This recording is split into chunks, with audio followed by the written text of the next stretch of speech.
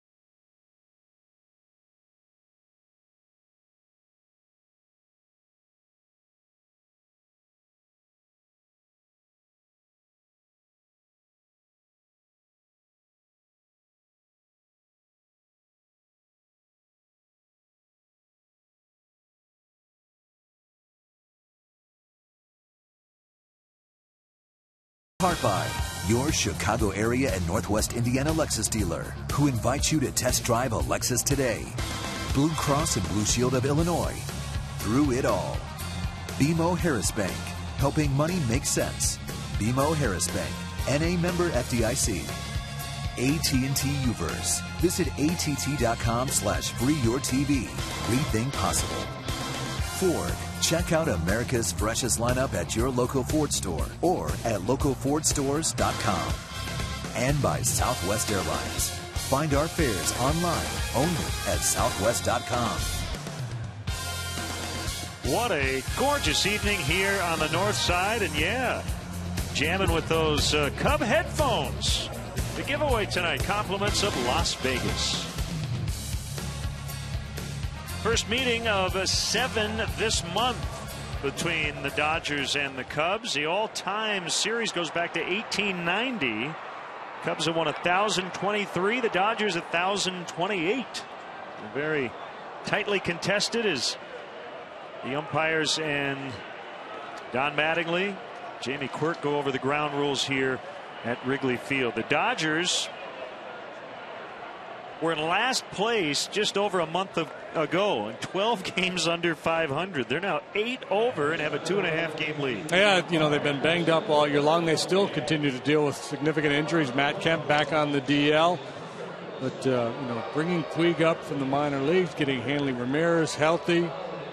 There's a familiar face. Yeah, Carlos Marmol. Marmol with a chance to contribute now for a first-place club.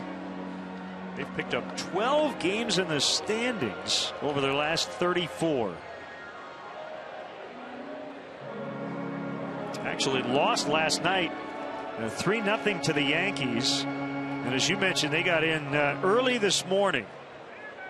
Probably didn't get to bed until about 7:30 this morning. Yeah, the morning paper beat them to their door. So, that guy right there, Don Mattingly, it's interesting because when they were going through their struggles early on, if you believe what you read, he was hanging by a thread. The prospect of being fired seemed to be very real and imminent for Don Mattingly. Now he might end up being the manager of the year in the National League. Ricky Nolasco, when the season started, was the Miami Marlins ace.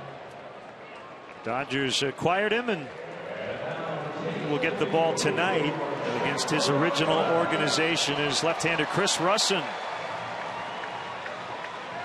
will head to the mound, coming off the best start of his young major league career. 7 innings, no runs in a 1-0 Cubs win in San Francisco. So while he gets loose, the Dodgers Southwest starting lineup. Carl Crawford healthy, at least for now, and playing left. Yasiel Puig is going to play center. Matt Kemp's on the DL. Adrian Gonzalez at first. You mentioned Hanley Ramirez, red hot. Juan Uribe is at third. Scott Van Slyke gets the start for Andre Ethier in right. Mark Ellis, the second baseman. Tim Fedorovich, the catcher, and the pitcher is Nolasco.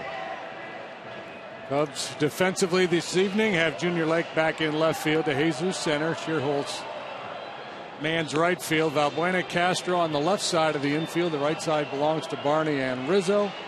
Deoner Navarro, the veteran, behind the plate for our Lexus pursuing perfection starting pitcher. Chris Russin, 3 big league starts. 1-0 with a 293. An outstanding last time out, 7 shutout innings against the Giants, a game the Cubs won 1-0. We will set the umpires for you. Hunter Wendelstedt wears number 21 in honor of his dad, who passed away last year. Harry Wendelstedt, longtime National League umpire. Alan Porter at first, Greg Gibson at second, Jerry Lane, the crew chief, over at third. First ever start for Chris Russin against this Dodger ball club. And they'll have to contend with fastball, cutter, curveball, changeup mix. A finesse guy. He's not going to blow the ball by him, but good sink on the fastball. Got a lot of ground balls last time. Good feel for his changeup. And he'll have the advantage of these hitters not really having much of a book on him.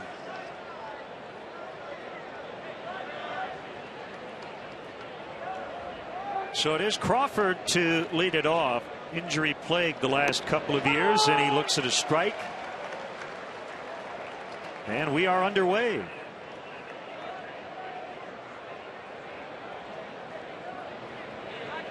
Wide open stance for Crawford. That missed the outside.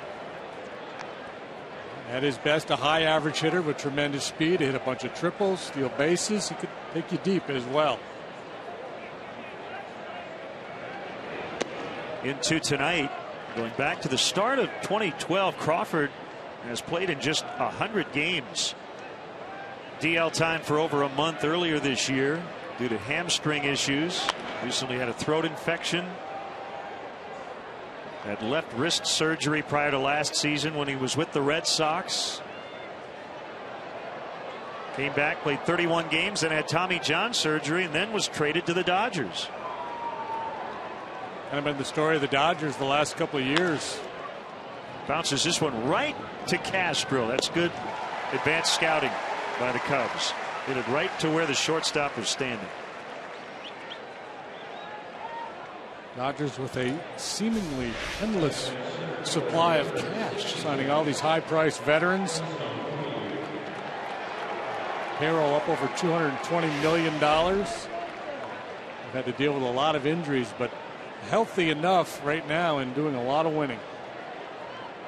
Nice hand for Yasiel Puig. He swings and just got a piece of it for a foul tip. We saw a little of Puig in the spring training, and he was great. Didn't start the year on the big league roster, but he hit over 500 in Arizona.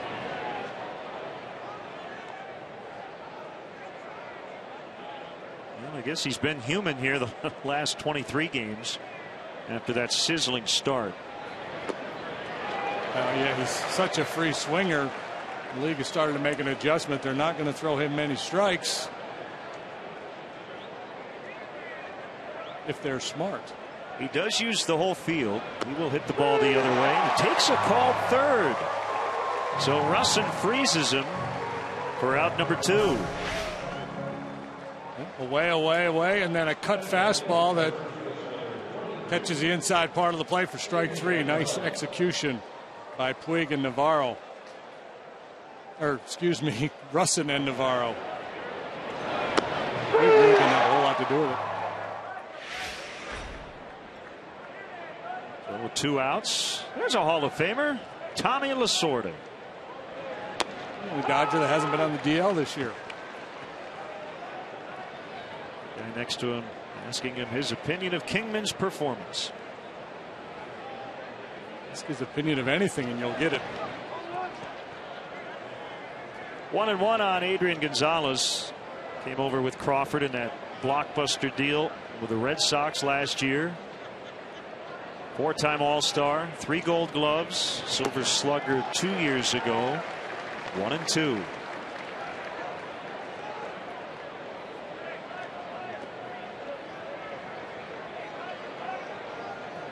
Cubs winning both starts. Taken by Russin in the place of Matt Garza, who was traded to Texas. 2-2. How much did this miss by? Not much.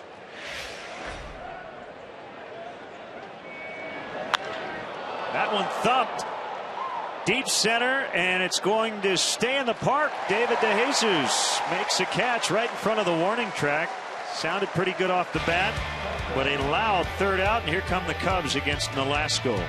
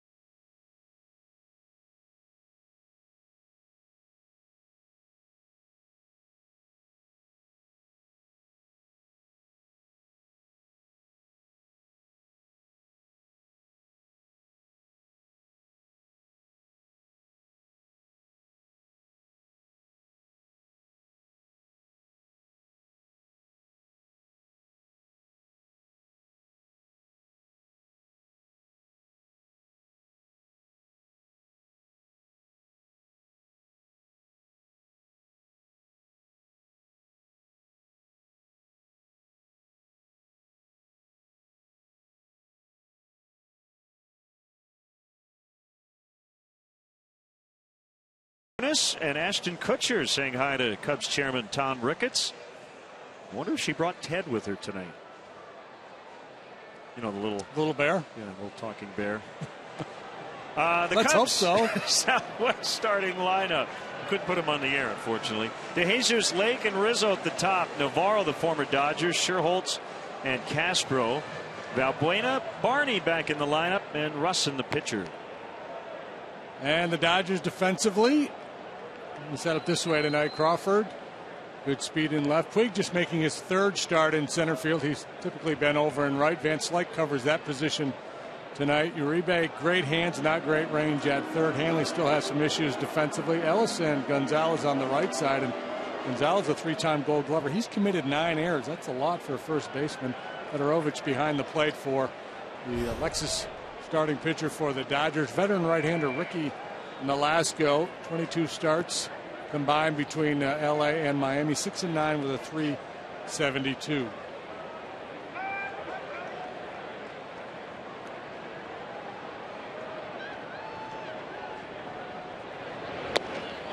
On the outside corner. Velasco has pitched 4 times for the Dodgers. He's 1-1 in those 4 starts with a 3.13 earned run average. Came over July 6th from Miami. 3 pitchers: Josh Wall, Stephen Ames, and Angel Sanchez. Dodgers also got the Marlins international signing bonus. Slot number 96. Valued at $197,000. Pulled foul by DeJesus. Knocked in 3 last night in the win over the Milwaukee Brewers. 4-pitch mix for Nolasco. Fastball, slider, curve, splitter. A lot of breaking stuff. That slider and curveball, both those pitches a fair bit of time. Changeup is a split finger pitch. He'll throw about 80 miles an hour. Is the slider.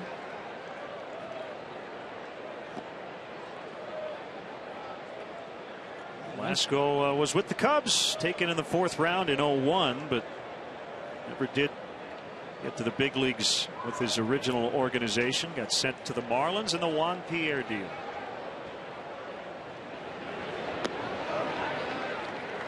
Three and two.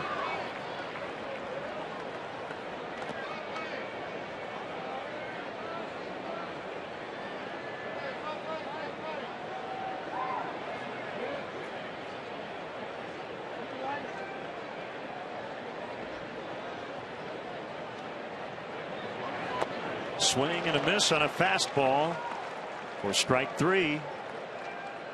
It'll bring up Junior Lake. Yeah, that breaking pitch will slow the bat down a little bit, and he'll be able to slip that fastball by you. Just one little runner, 2-seamer at 91 miles an hour, and David Lake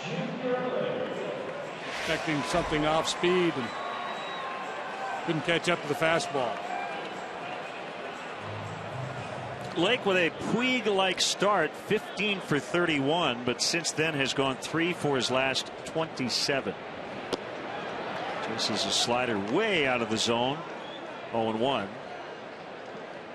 Nolasco's first major league win came against the Cubs in this ballpark back in 2006. 2 scoreless relief innings.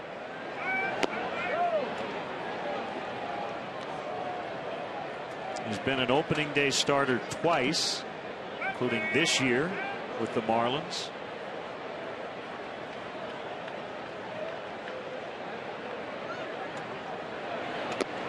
Good, solid veteran major league pitcher. 6 times he's been in double digits in wins. 2008, his best year in that regard. He was 15-8. Overall, 82-73 now. He pitches at 30 years of age. First 9 pitches, not one in our pitch tracks box. That one just caught the corner. If that, guess not. Look at that.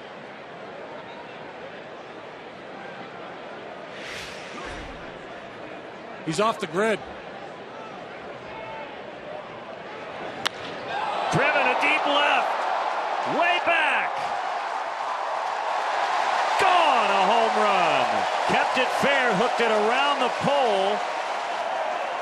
Lake with his first Wrigley Field home run. And it's 1-0. Should have stayed off the grid. Threw him a strike. Junior made him pay.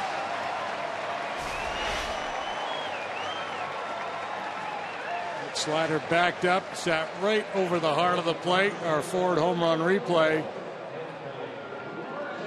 And Impressive swing of the bat from Junior Lake. Cubs draw first blood.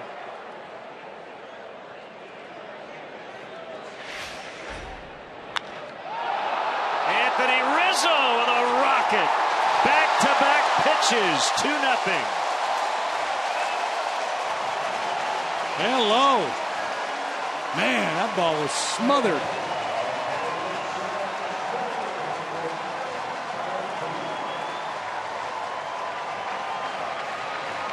Rizzo really showing a lot of positive things here lately. Double home run line out in the ball game last night, wasting no time, jumping on that first offering from Nolasco. Laser beam into the bleachers. So he's homered in consecutive games. He's had a great week. Winning homer last night.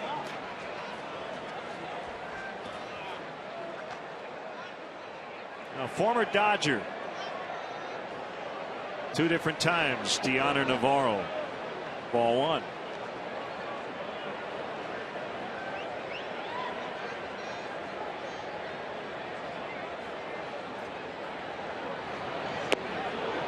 Changeup or split. 1-1. Navarro, who comes into this game with a lot of success against Nolasco, 7 out of 13, couple doubles, a home run.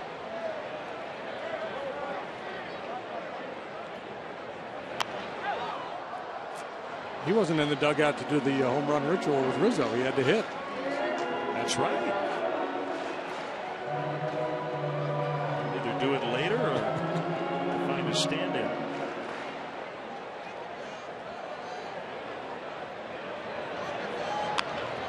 Pulled on the ground. Mark Ellis will pick it up. Short throw to Gonzalez. 2 down. Cubs now with 70 home runs at home, most in the National League.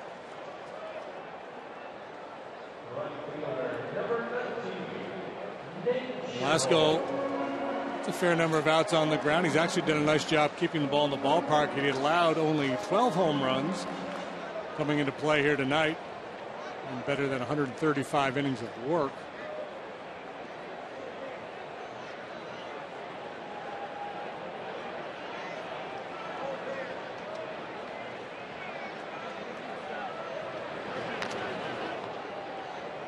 Fouled back by Scherholz. He's hit 14 homers this year, 5 against the National League West. And all of them against righties. Too many chances versus southpaws. Started the year in a platoon with Scott Hairston.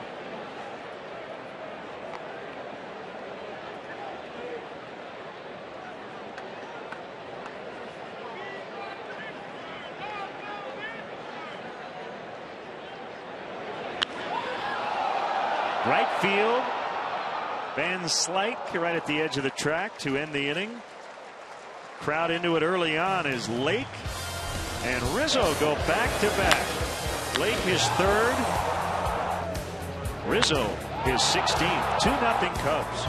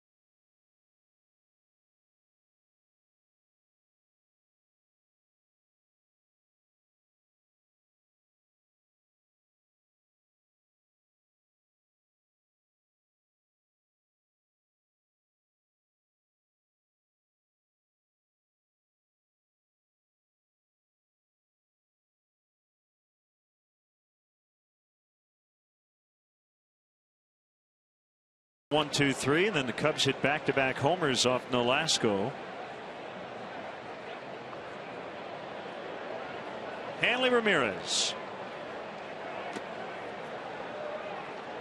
tried to bunt, foul tipped. Back at his natural position, shortstop, after playing some third base last year.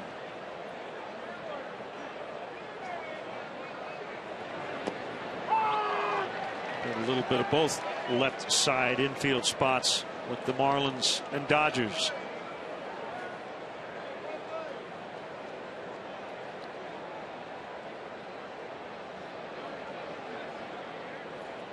Didn't reach base last night. That ended a 37 game on base streak and an 11 game hitting streak. Russell just missed the outside corner. It's 1 and 2. Now on base plus slugging for the month up over 1,000. Getting a lot of hits, hitting for power.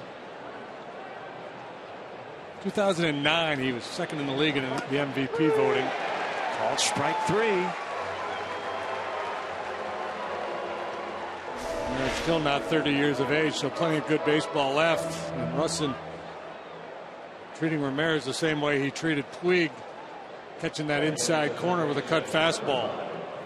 2 punch outs, both looking very similar pitches.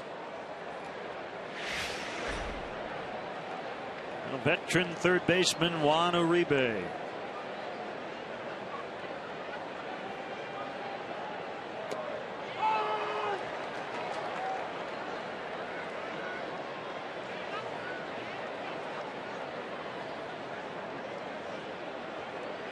Uribe, 34 years old, quickly down 0-2 from a rocky White Sox and Giant. Third year with the Dodgers. Numbers a lot better this year than in the first 2 with LA.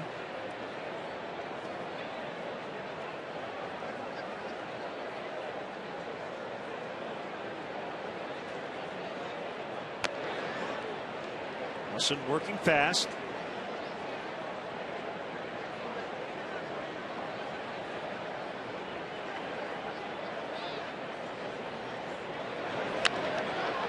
One yanked into left for a base hit.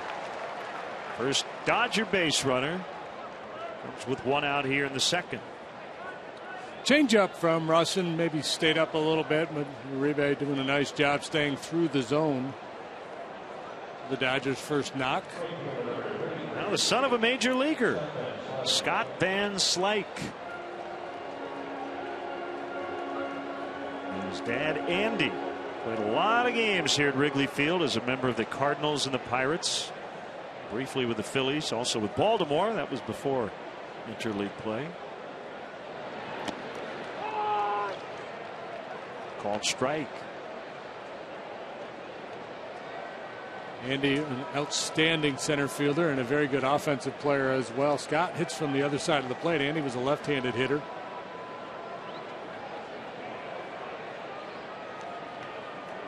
Looks like a young Paul Konerko. Bigger than his dad, isn't he? His dad was 6'1", 190. And Scott 6'5", 250. Yeah, I'd say so. Yeah. 4 inches and 60 pounds.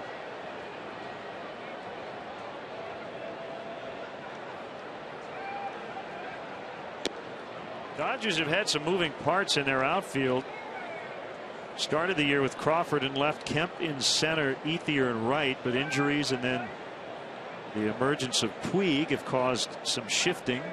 Kemp on the DL for the 3rd time. He's got a sprained ankle. 3-1.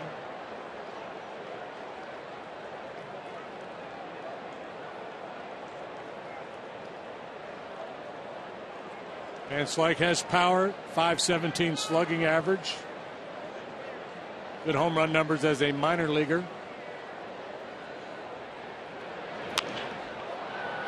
Lifts that in the air. De Jesus, his first move was back. Now he has to come way in to make the grab. And now 2 away. We'll bring up Mark Ellis. He's been hot. Cubs in with an 11-game hitting streak.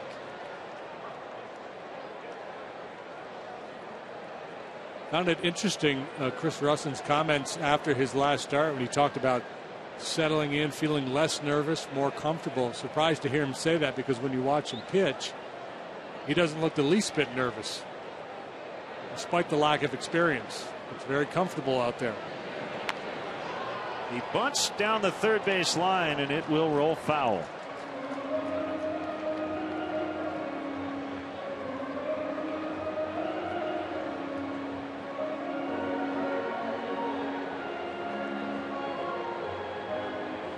There's still a little sun out, so I guess we're somewhat in the daytime. Kind of hard to claim that. 11th major league start here for Russin tonight. Overall 3-3 with a 5.20. He was 8-7. ERA 3.35 at AAA Iowa, where he was an all-star. Started home this season. 0-2 on Ellis. See if he continues that same pattern, trying to finish right-handed hitters off with cut fastballs in.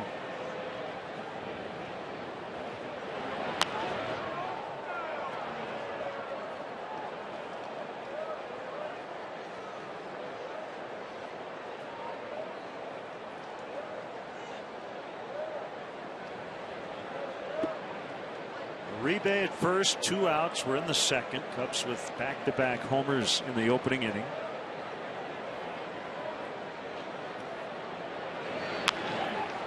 Fair ball. It's going to roll through the bullpen.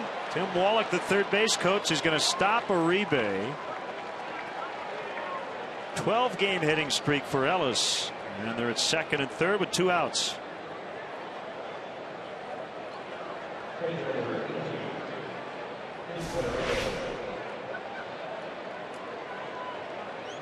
Inner half up a little bit.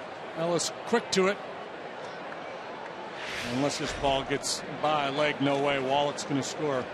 Juan Uribe. Looks like they're going to put Fedorovich on here and pitch to Nolasco. Fedorovich starting for the 25th time. A.J. Ellis is their starting catcher. So he can head down to first and chat up his former Red Sox minor league teammate Anthony Rizzo. They not only played together in the minors, they roomed together at one point. Maybe Anthony could do a little trash talking. Say, I hit a home run on my first pitch tonight. What did you do? And probably something along the lines of, I can't believe we walked you. You gotta be kidding me. Navarro fires down to third. As Uribe was a couple of steps off the bag.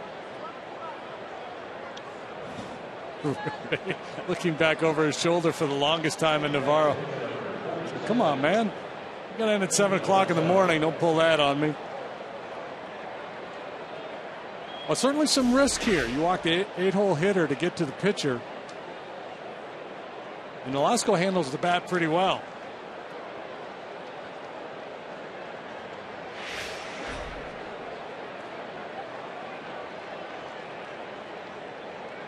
So 3 on, 2 down, and the pitch to Nolasco hit on the ground to Castro. So it does work out for Russin. They'll leave him loaded. Will take us to the bottom of the second. 3-0 Cubs early.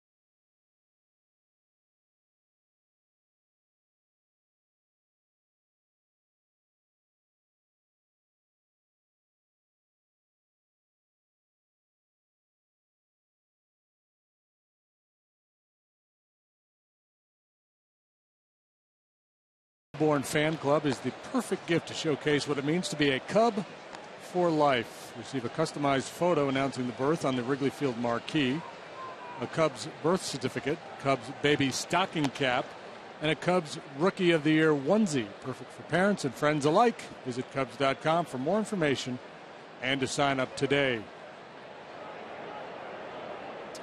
Hey, send us your comments on today's game through Twitter using hashtag Cubs Talk, and we'll read one back later in the game. Costume party out there tonight?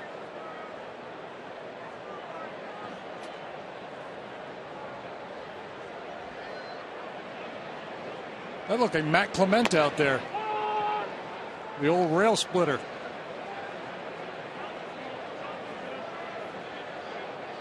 In his formal wear. Next to Hector Villanueva. Tap foul by Castro. 0-2 on the Cubs shortstop. Starlin, like Rizzo, went deep last night. His 7th. Chased one in the dirt.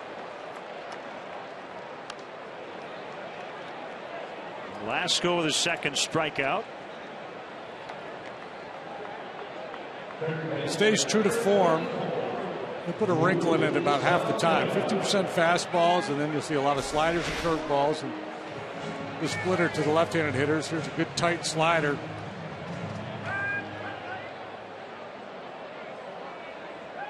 Textbook from Fedorovich behind the plate as well. It's more like a Russian hockey player than a catcher for the Dodgers. He was on that line with Harlamov. Here's Valbuena. Luis just 3 out of his last 33 with no extra base hits. Nice to see him get hot again.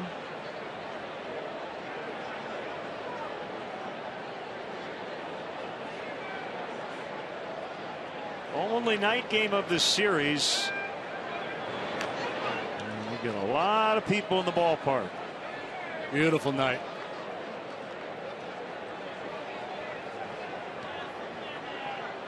Great night to be at the ballpark for sure.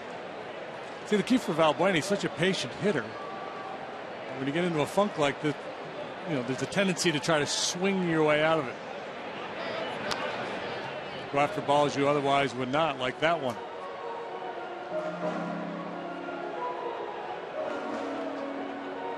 Mentioning the weather, and 70 degrees, an east wind at 4. Couldn't dial it up any better.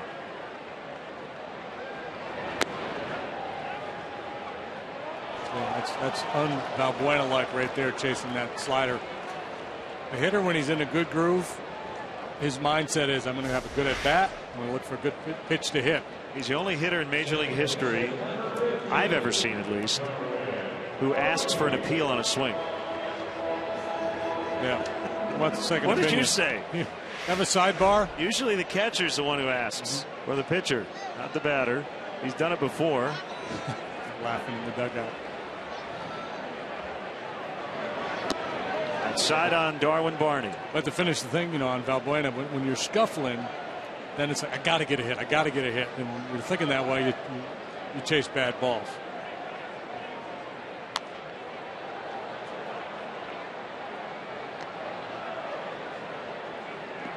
Darwin missed the last 2 starts, although he did play in game 1, started the doubleheader on Tuesday and got in late in that game. Rested last night. 1 ball, 2 strikes.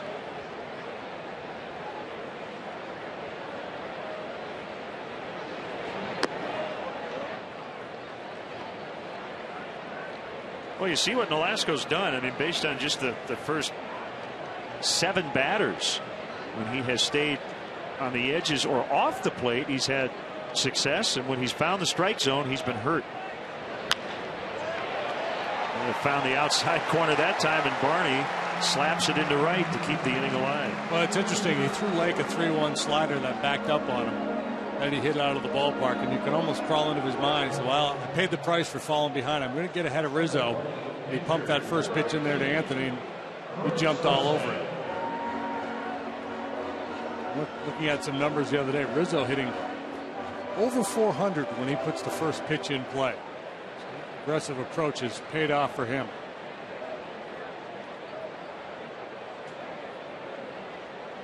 Russin handles the bat pretty well. And he takes a strike. Cubs coming off their first winning month in a calendar year. They went 14-13 in July.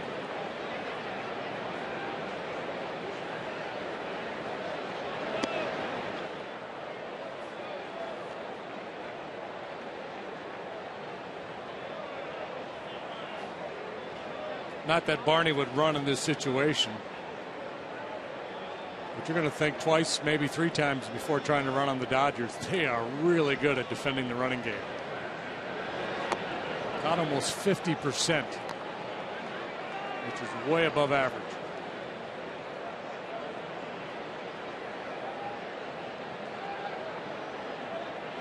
Donnie ball game.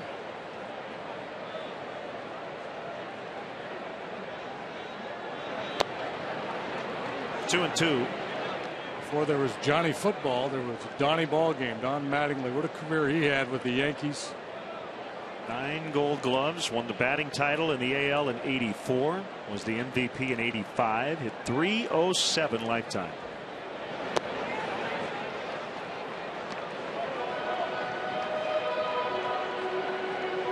Mattingly was so good defensively. He played 3 games at third and 1 at second, despite being a left-handed thrower. Lou Piniella put him over there once.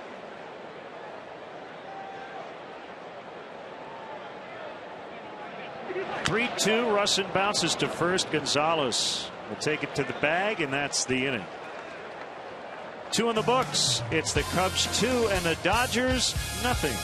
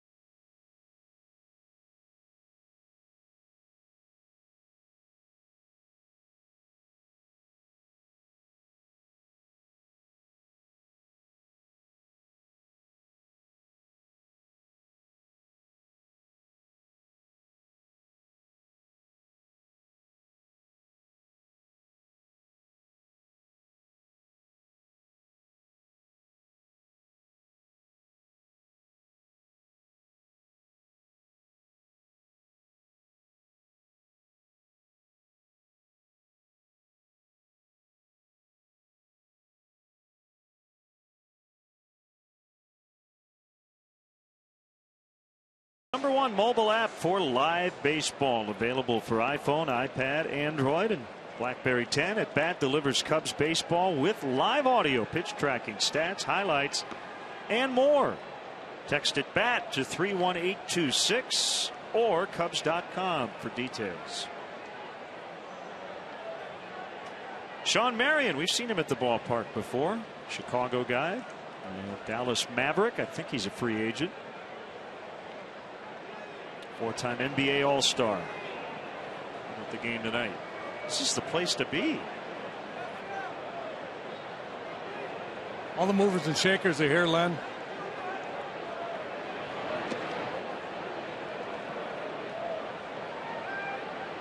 1-0 the count on Crawford's second time through the order. In the air, and it'll be handled by DeJesus.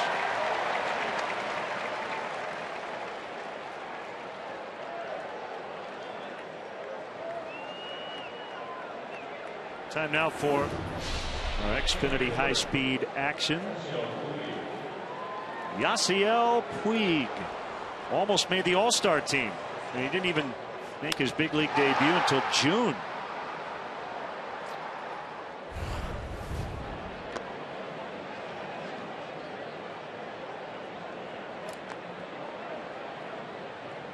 Got to give our friends in Waukegan a little shout out. That's where Sean Marion was born.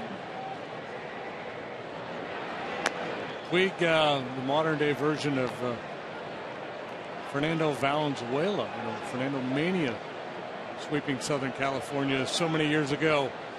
Signed by the same guy, Mike Brito. Older fans may remember Mike all those years with the Dodgers in the World Series, behind home plate with the big Panama hat and the stogie with the radar gun. That guy. Signed Fernando out of Mexico, Puig out of Cuba.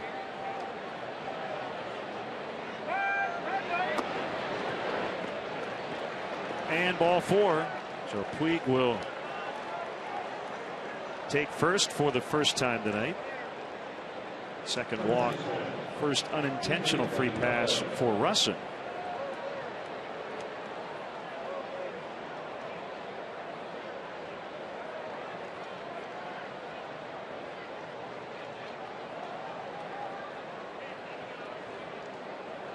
You mentioned the Dodgers and their spending habits. They're the second team to go over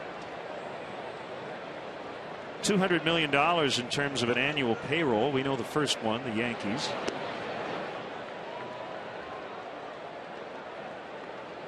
Last year the team was sold by Frank McCourt to Guggenheim Baseball for an astounding $2.15 billion with a B. By far the most money ever paid for a pro sports team. That blow was softened considerably by a new $7 billion local TV rights deal. Added payroll when they made the deal with the Red Sox. They went out in the offseason and added Zach Greinke, Hyunjin Ryu to their rotation, spending over $200 million. And those two guys, and they will both pitch in this series. Ryu tomorrow and Greinke on Sunday. Well, last year, Stan Kasten, who has been charged with running this club, said money is not an object. We'll spend money. If we're good, we'll make it back.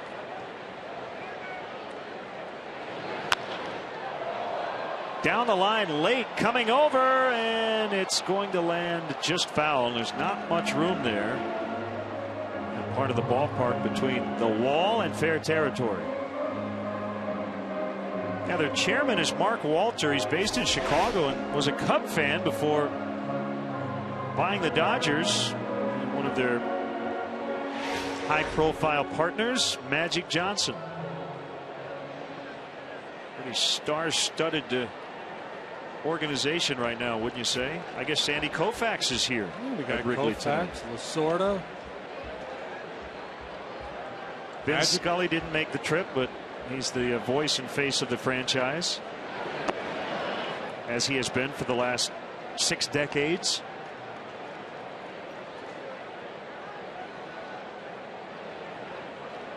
And another Dodger and Cub icon, Rick Monday. There's a nice connection between Rick and tonight's Dodger starting pitcher. Tell you about that here in a second. 3-2 on Gonzalez. Fouls it off. We've always known him as Ricky Nolasco, but his actual name is Carlos Enrique. And Nolasco grew up in Rialto, California, about an hour east of Dodger Stadium. His dad, Emilio, liked the nickname Ricky because of one of his favorite Dodgers, Rick Monday, who was at the tail end of his career when Young Enrique was about 2 years old. Rolled into center and a base hit. Puig's definitely going to head to third. He really pushes the envelope. Tell you, he was thinking about maybe even trying to score. You cannot assume anything when he's on the bases. No, he's really a reckless base runner. He runs into outs, but yeah, he's got one speed and it's go, go, go. It's just a tremendous athlete. Look at him. He refuses to pick up his third base coach. Just right there, I think of Bo Jackson. Yeah, Bo Jackson and Mike Trout is the other guy.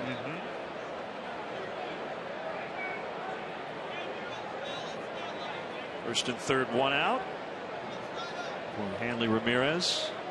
Time for our Firestone Complete Auto Care Extra Mile Index. The Dodgers led all teams in the month of July with a .289 batting average. That will be fair. Dodgers get on the board. Puig scores. Little trouble for Lake in the corner. Tim Wallach's going to send Gonzalez. Relay throw to the plate. Safe. Boy, they almost got him. A nearly impossible attempt to get Gonzalez, and the tag was just a little bit tardy, and we're tied at 2. Gonzalez broke it down as he was approaching third base. Did not think he would be sent home by Wallach, but as you mentioned, Lake having a little difficulty corralling this ball out there in left field.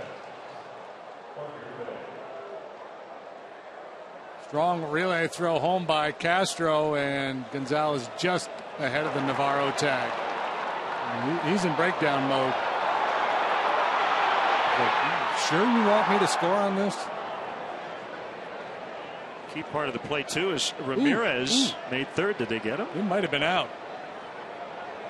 Well, he had the bare hand kind of in front. The question is, did he tag him? Now the infield is in, and Uribe airs it out. A swinging strike. Yeah, one replay looked like may have gotten him on the back before he got the base, because I don't think he gets the plate till his right hip or knee. You might be right.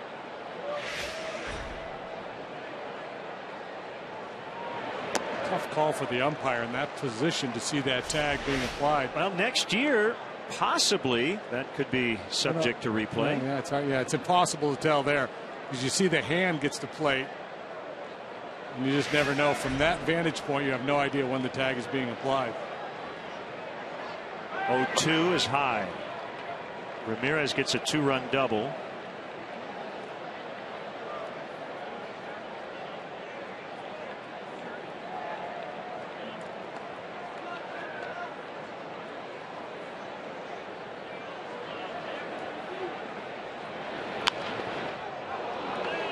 Just foul as Ramirez able to avoid that screamer.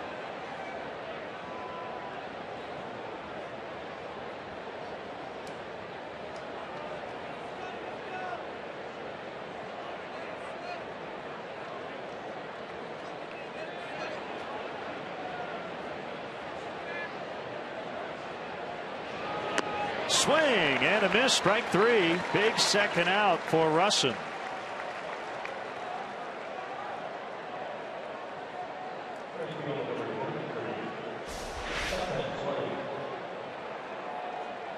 Slow curveball. Uribe, a pull type hitter. He's looking to yank the ball to left field. Pulls off that curveball. Big punch out with a man on third.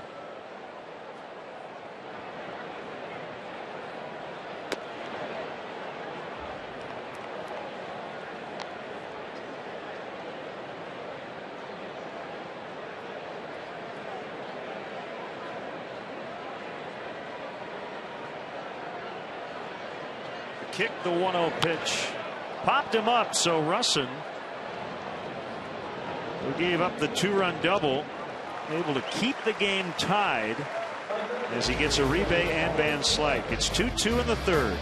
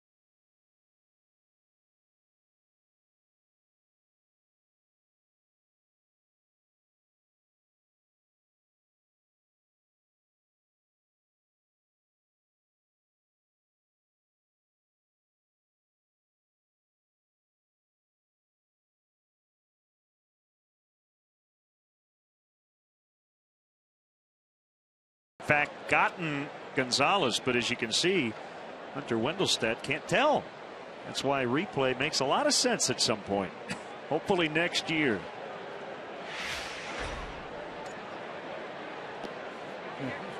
That shot on the right was interesting. It looked like Navarro was trying to hold him. The linebacker just wrapping his arm around a tailback. Leadoff man David DeJesus takes ball one. 2-2, last of the third. Wind has quieted down. Wasn't much of a breeze to begin with.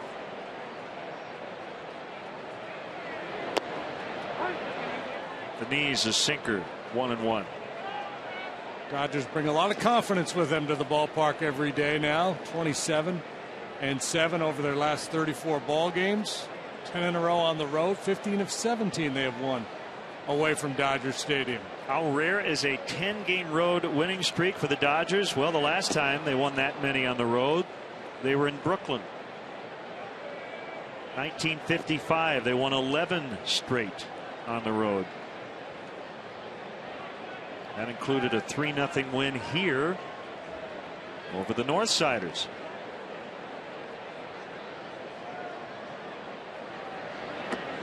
Dodger club that went on to win the World Series.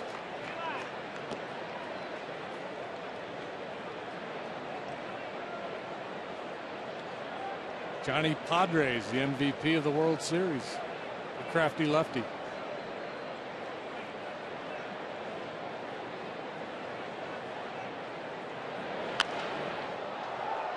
Three and two now on DeJesus. David, a strikeout victim first time up. He got beat by a 91-mile-an-hour fastball. Just off the outside corner and up.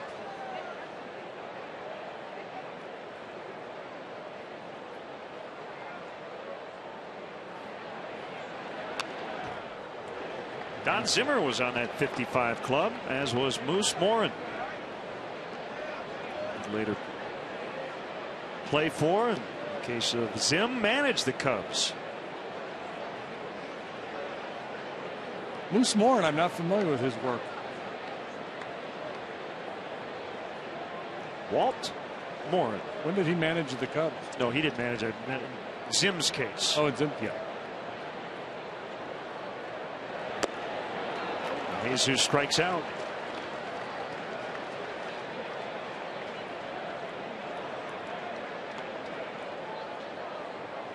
You say the Don Cardwell no-hitter. Morin made the big catch. Went left.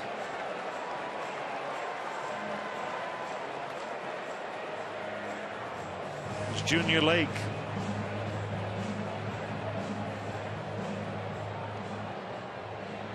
I know there's some old timers on Twitter tonight. Tell me if I'm right. Right? Jack Brickhouse. Come on, Moose. It was the Cardwell no-no.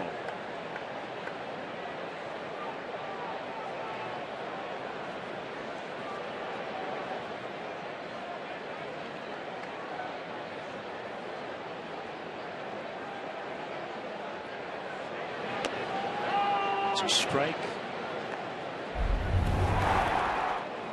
First time up. Slider backed up on Velasco, and he crunched it.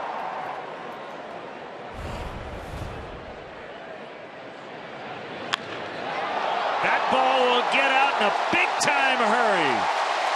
Junior Lake has hit 2 tonight.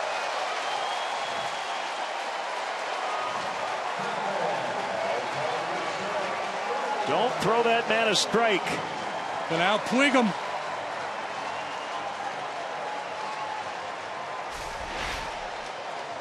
Watch Velasco. Oh, man. Very similar pitch. Boom. No doubt about it. Velasco. Can't believe I threw him that pitch again. No education in the second kick of a mule.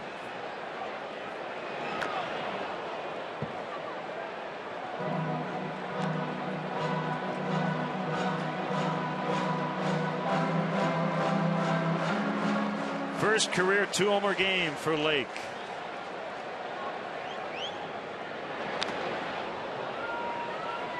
And the Cubs lead again, 3-2.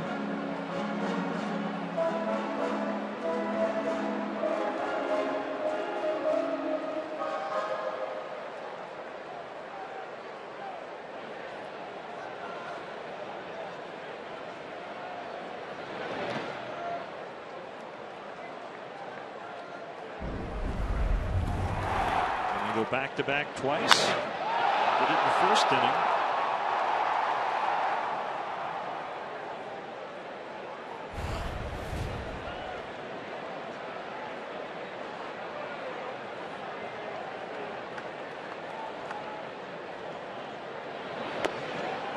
Swing and a miss, strike 3. So Rizzo comes up empty this time. We'll bring up Navarro.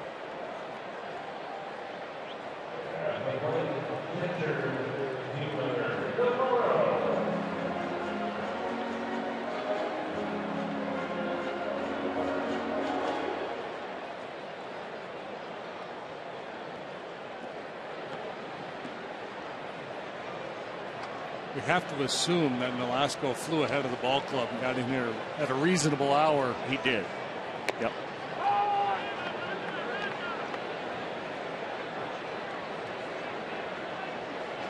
And a lot of times it's not this game, but it's the next day's game. We really feel the effects of that late night travel, especially when the next day is a day game.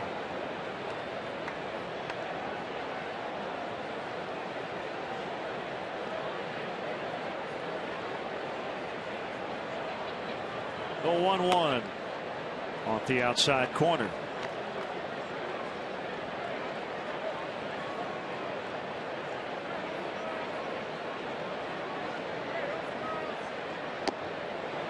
Two and two. The other guy we got to mention in terms of the Dodger brass is their general manager.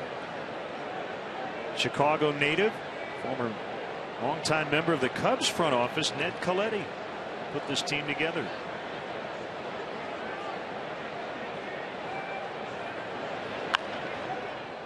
Bounced foul. To his credit, he held firm with Don Mattingly. Didn't panic, didn't remove his manager. So hang on, folks. Wait till we get healthy. Hard to judge this team. Hard to judge any team. There's so many pieces missing. Broken bat pop up into the outfield, and it's Ellis, the second baseman, to end the inning. Well, Junior Lake, kind of a slow start to this homestand, but man, has he made some noise tonight. He's hit 2 homers. The Cubs lead 3-2.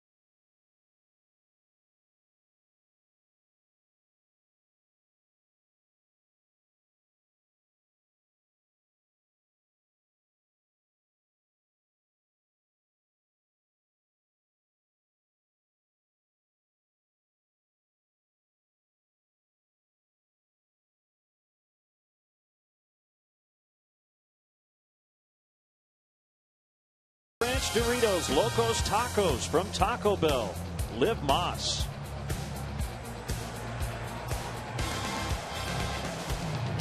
Time now for our Menards grounds crew. Smoothing out that infield dirt every 3 innings. Can you believe it's August? There is still time to bring the family out and enjoy a game before the school year begins. Tickets are available for the rest of this Dodgers series, and to purchase those seats, visit Cubs.com. Come hang with Captain Awesome. Yeah, Captain Awesome's here tonight.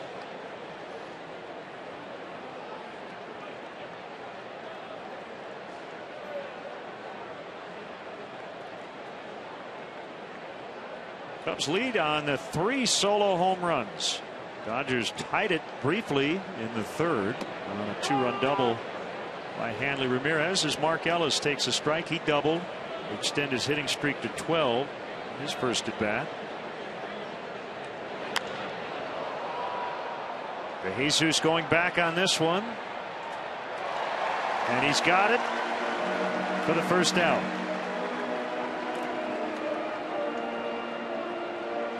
Things happen when you keep those hitters in the big part of the yard. Room to make a mistake in straightaway center field. So you were right. This is the place to be if Captain Awesome is here. Says it all. Ashton Kutcher and Mila Kunis and all kinds of celebrities. But Captain Awesome. That kind of sealed it for you, right? Yeah. Goodness.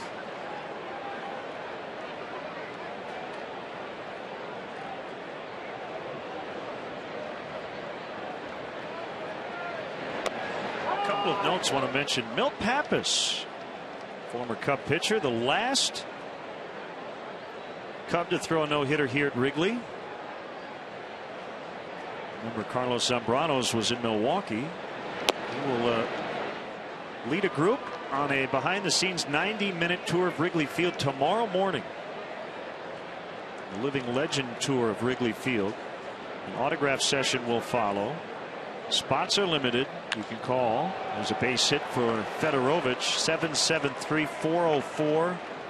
773-404-4183. Or visit the VIP tours page at Cubs.com/tours as well. And the social media night's coming up on August 21st. Michael Wilbon and Darren Rovell will be here. So come on out for that. And follow the Cubs at Cubs is their Twitter handle. Throw to second in time, throw to first late. So they get the lead man, 2 outs. Nolasco at first. Rizzo defends his play very aggressively. We see him time and time again. Getting right up in the grill of a would-be bunter, and nice athletic play to nullify the sacrifice, keep that man out of scoring position.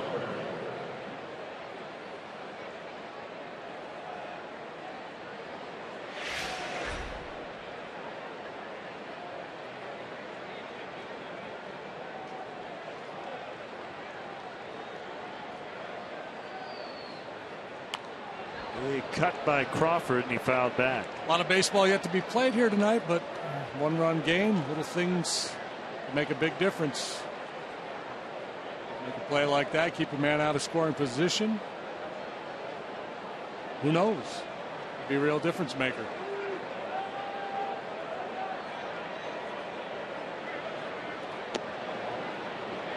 Well, Crawford grew up in Houston, played Little League ball with Michael Bourne.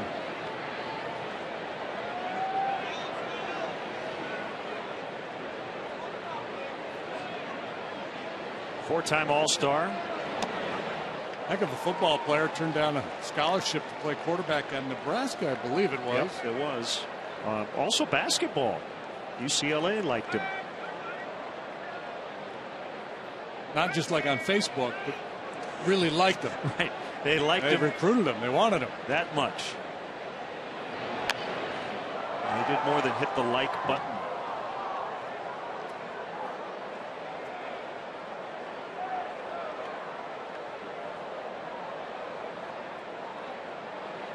Mentioned the triples. He leads all active players with 116.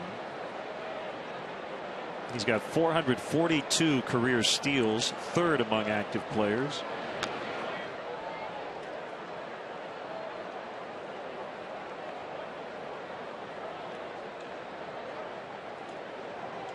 Juan Pierre, he'd be one of the two ahead of him. I believe so. Most of the numbers for Crawford compiled as a member of the Tampa Bay Devil Rays / Rays. Castro, better hurry. Safe. Yep. So the shift is on there. He had a little farther to go to get to that ball than usual, and Crawford runs well. Yeah, you have to treat this as a do-or-die play with Crawford going down the line. So Starlin having to move to his right. And that little tap as he sets to make the throw, the difference. He's able to get that ball cleanly out of his glove, avoid that tap, and he'd probably get him. And I'm not even sure Crawford's at 100%. You know, the hamstring issues this year.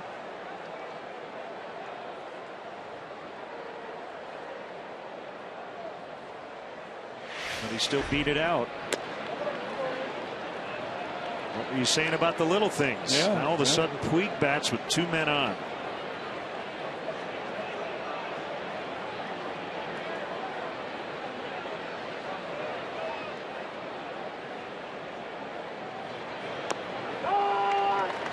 Continue to do their work inside on Puig. That's the book on him. He's very good, covers the outside part of the plate. You cannot just stay middle away on him. He'll punish you. You have to make sure you come hard in. He doesn't chase that ball in a lot, but you got to make him aware of the inside corner.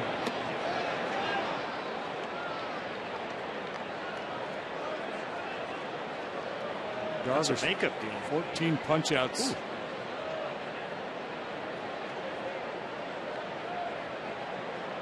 Arizona will fly to Boston after that one.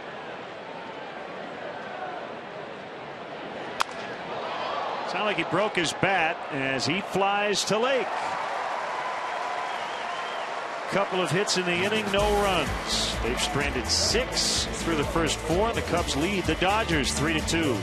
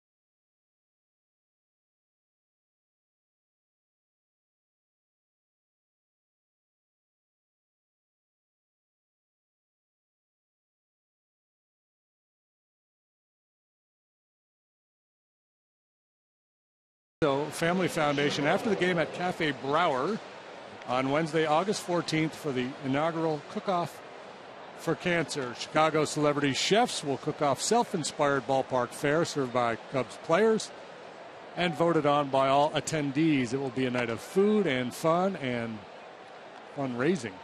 All proceeds will benefit pediatric cancer research, care, and support, a cause close to home for Anthony Rizzo and his family. For more information or to purchase tickets, please visit Cubs.com/cook. Grind's coffee pouches. Get the product the players use. And visit getgrinds.com today. How about this? How about? Have you been watching Javier Baez's progress? He keeps hitting home runs. He's got 28 home runs in the first 99 games combined at high A and double A this year. He hit 17 with Daytona. He has 11 going into action tonight at double A Tennessee. He is 20 years old. He is a beast. Slugging .551 in the minors this season. Scherholtz rolls foul. And, you know, and that jump to a double A, sometimes you see a little regression there. That has not been the case with Baez. Certainly not in the power department. Make that leap from A ball to double A, and you run into guys with a little bit better idea how to utilize their stuff. And sometimes you see even the most promising of hitters go backwards a little bit.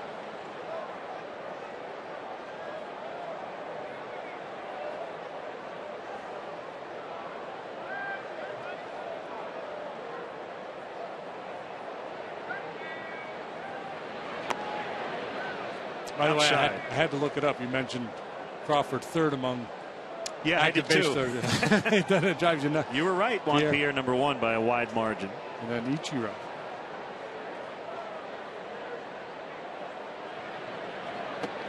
Yeah, you think of Ichiro as the singles king, but has stolen a ton of bases as well.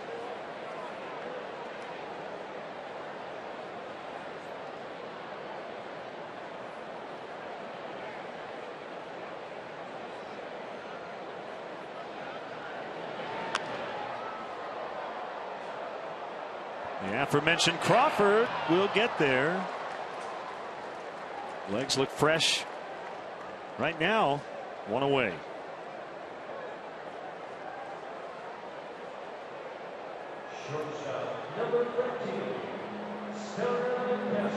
The Dodger outfielders probably enjoy coming to Wrigley Field. You know, the Dodger Stadium's a big outfield to cover. And most of those outfields in the NL West, all of them, very spacious. A little easier to track him down here at Wrigley.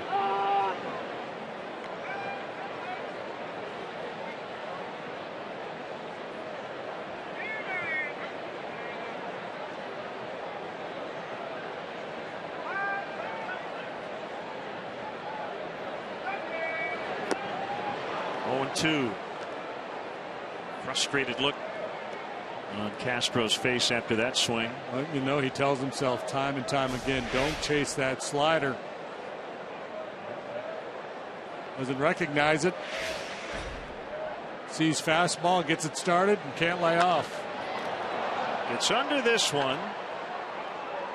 Puig drifting over to make the grab. Velasco got lucky. He was lucky Junior Lake wasn't up, because it's the same thing he did to Lake. Threw him a good slider away and then hung one over the plate. 0-2 slider. A thigh high right over the heart of the plate. You can tell in his body language not happy with the pitch he just made to Castro. Got away with it, but he's lucky.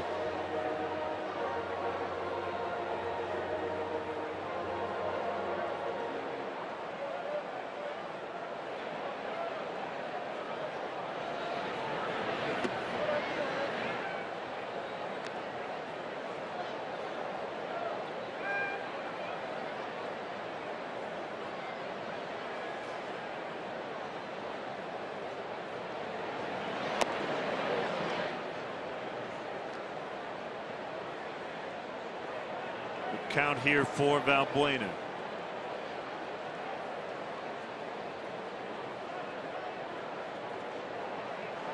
Look from behind home plate. Luis checked his swing and took it for ball 3.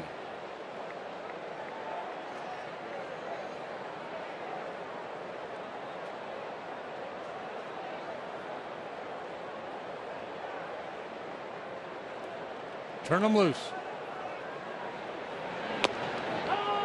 Taking all the way.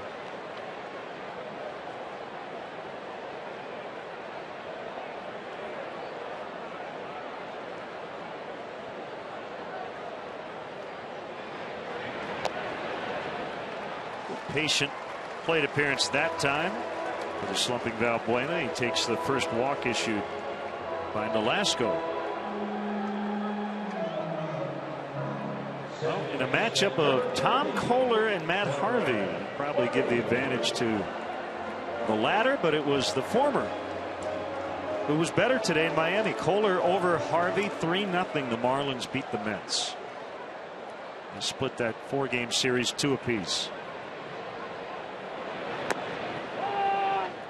The guy catching, Tim Fedorovich, caught Harvey at North Carolina.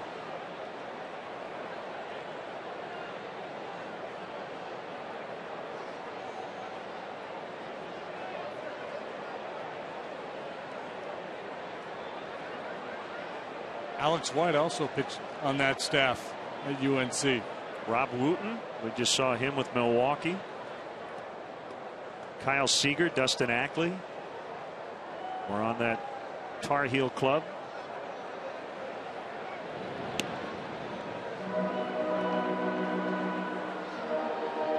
Adam Warren of the Yankees also pitched on that staff. That's a pretty good club.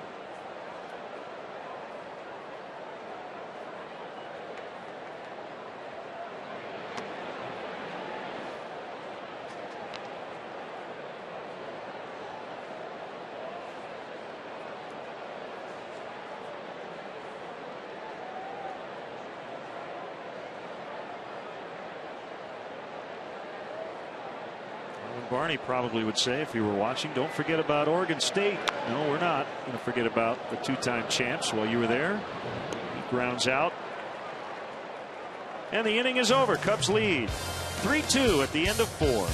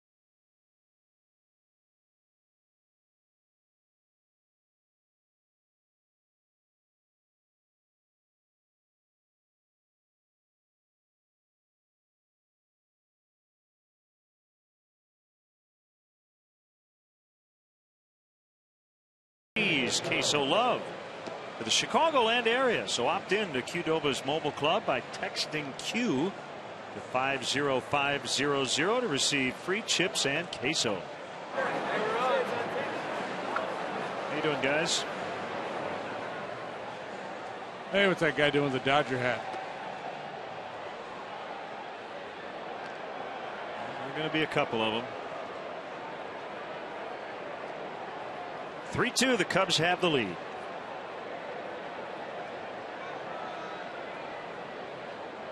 Now that's a similar hat to the one Mike Brito would wear behind home plate. Gonzalez, Ramirez, and Uribe.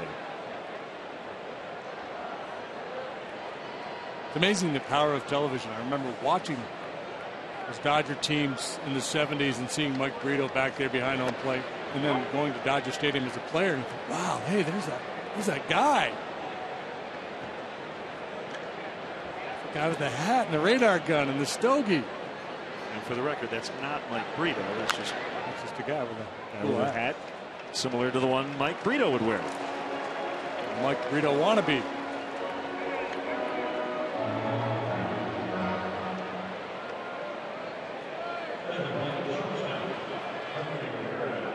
Pirates are trying to sweep the Cardinals in a 5-game series. Not likely that it's going to happen. Redbirds now lead 8-zip. Top of the 7th.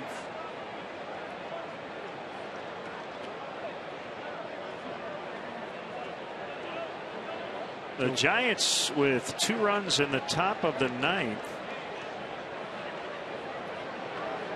Jonathan Papelbon. Boy, that's a rough one for Cole Hamels. 8 shutout innings.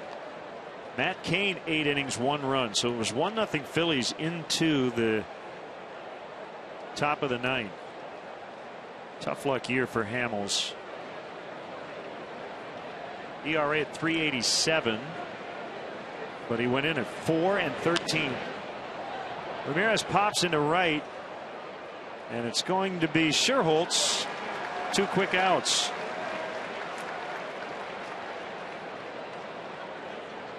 August 10th, 16 Chicago teams will compete to be the first Woody's Wiffle Ball Classic champion. The Woods will welcome Chicago's favorite celebrities for a home run derby and celebrity game under the lights here at Wrigley. And you can join all the fun. Purchase tickets at woodyswiffleballclassic.org. Would you like the skinny yellow bat or the big fat orange one? That's a good question. I used both. The skinny one is the more legit, right? Yeah, I think that more competitive wiffle ball. Probably use that one more often. The jumbo one felt like you were cheating. Exactly. And heaven knows nobody cheats in this sport. There's a former Cub, Davey Lopes. Speaking of guys with good stolen base speed. Yeah, and power too. Davey Lopes had legitimate pop. Not a big guy, but a fair number of home runs. When he was a Cub in '85, as a 40-year-old in 99 games, he stole 47 bases. Yeah, and we traded for him in '86 with the Astros. Traded Frank DiPino over here to the Cubs, and Davey came over and helped the '86 Astros win a division. Call strike 3 to get Uribe. First 1-2-3 for Russin. Since the opening inning, he leads 3-2.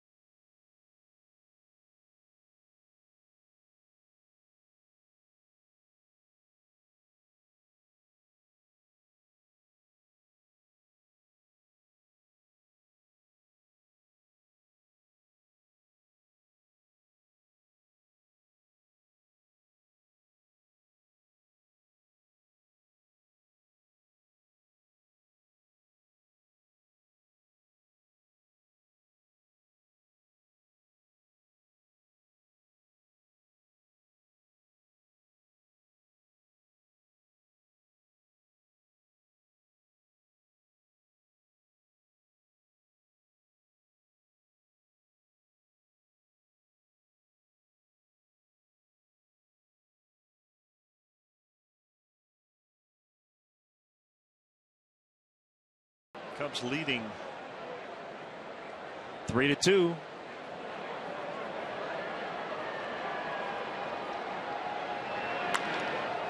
Ground ball picked up by the sure-handed Ellis. Okay, so here's what we're talking about. Mike Brito on the left, and a fan with a Mike Brito-like hat on the right.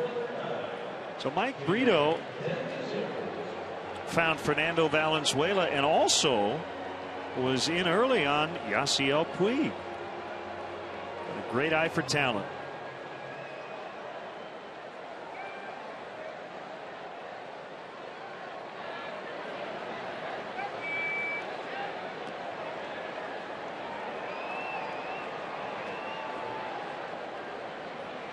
The thing about Puig, he signed a 7-year, $42 million. There were a lot of people who went, how could they give anybody that much money? But the guy not a lot of people knew a lot about. It has worked out pretty well just early on. Looks like he's poised for a long, great career. First there was Cespedes, now Puig.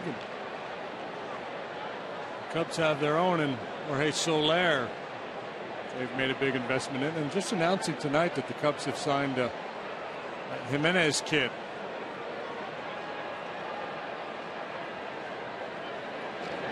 Their top international prospects.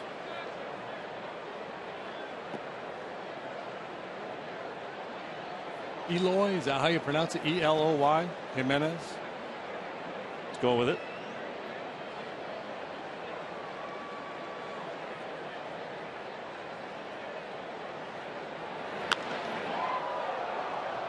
Crawford over and makes a catch. 2 outs. Baseball America and MLB.com both rated Jimenez as the top international prospect. Junior Lake already with 2 homers tonight. Our Coors Light freeze can. Check out some locations. Middle in and up. That's the happy zone for a hitter. Slider didn't slide. Flew pretty well, though.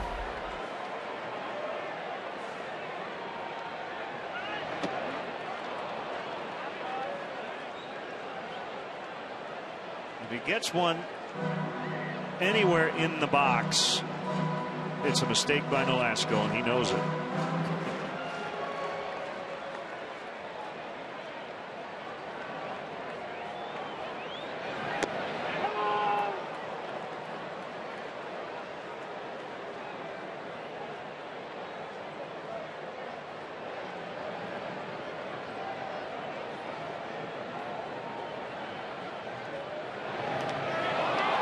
Bounced out in front of the plate.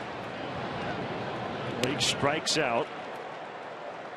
That'll take us to the 6th.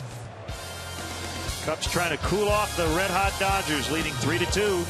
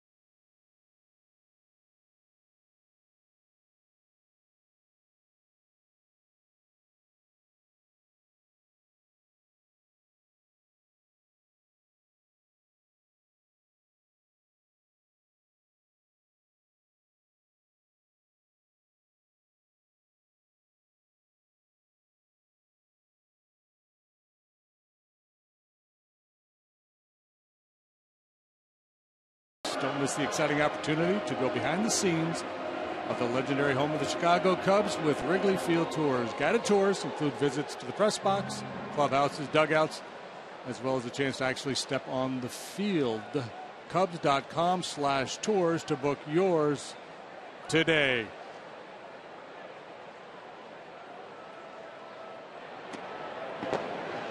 Van Slyke takes ball one.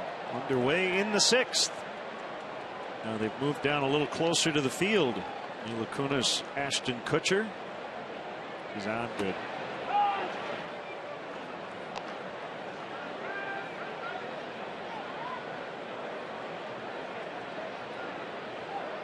I'm assuming they're an item, a couple. You're going to start some rumors? I have no idea. I don't follow the tabloids. But yeah, I mean, maybe they're making a movie together. I don't know.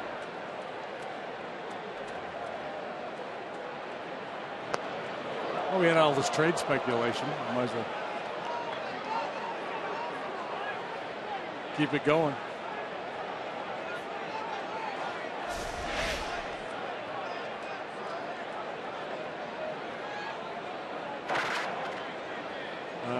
Let's see. According to the Huffington Post, recent story: A-list celebrity couple, Ashton Kutcher and Mila Kunis. So yeah, I guess they are.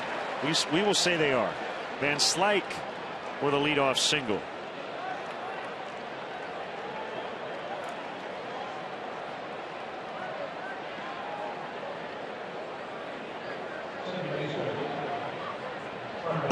Michael Bowden is up in the Cubs bullpen.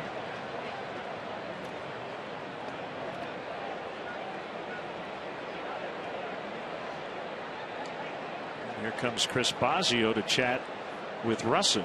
Pretty interesting. Chris Russin from the Detroit area. We went to Divine Child High School. That's part of the Detroit Catholic League.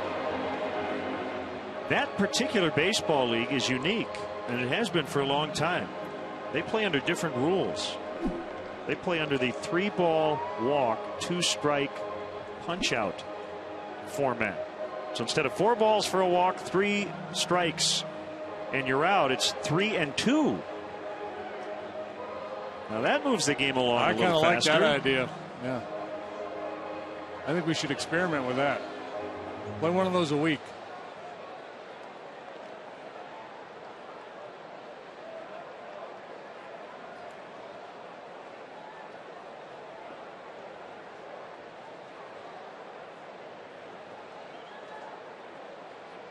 Ask Chris about that.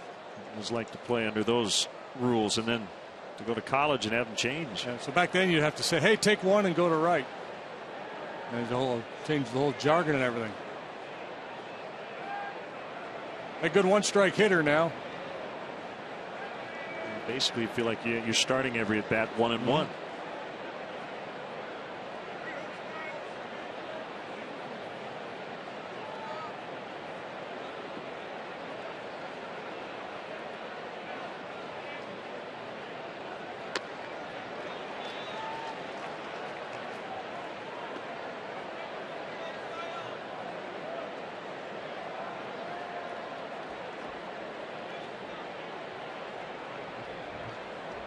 J.P. Howell up in the Dodger pen.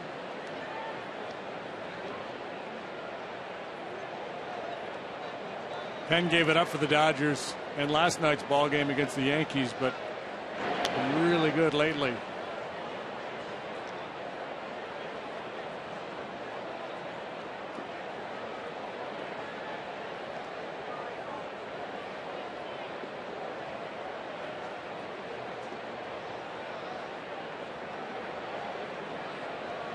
Van Slyke Sr. was a good base runner. Speed, not so sure about his son. Much bigger guy, as we mentioned earlier. He's not attempted a stolen base with the Dodgers this year.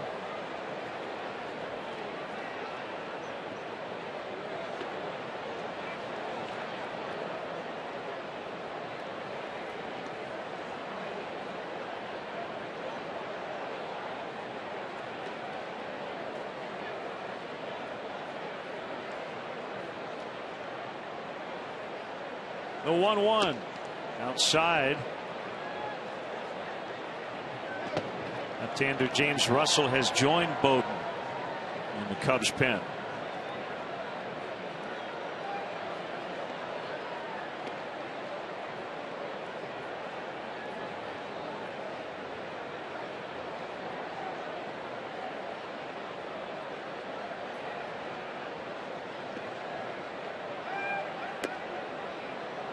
Three and one. Ellis, their number 7 hitter, but arguably their hottest at the moment.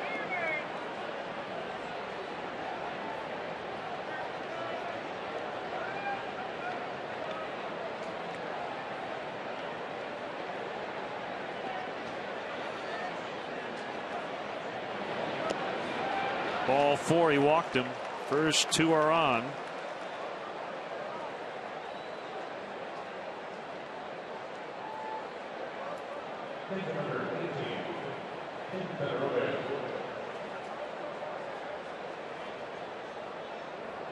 That'll be it for the starter.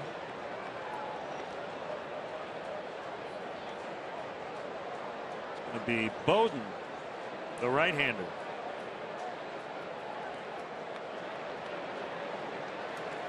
So Russin will leave with a 3-2 lead, but the 2 runners are on his record. See if Bowden can get out of this 6th inning jam. The Honda call to the pen. We'll be back.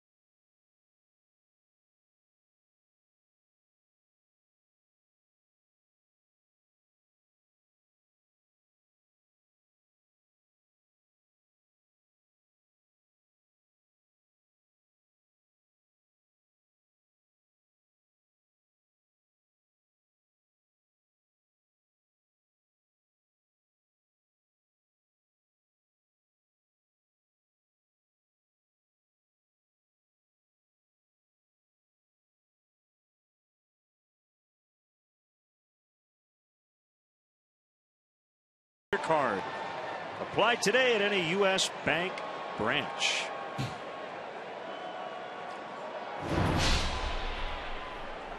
Honda call to the pen time, and it is right-hander Michael Bowden. Well, Michael 1 and 2 of the 365. Worked a couple of scoreless innings in game 2 of the doubleheader here the other day. A lot of hit, no runs. Little dude is tuning in. Jerry Hairston Jr. has come out to the on-deck circle. Fedorovich shows bunt, pulls it back. A couple of former members of the Red Sox organization, although looking here at their minor league careers, Bowden and Fedorovich did not play together.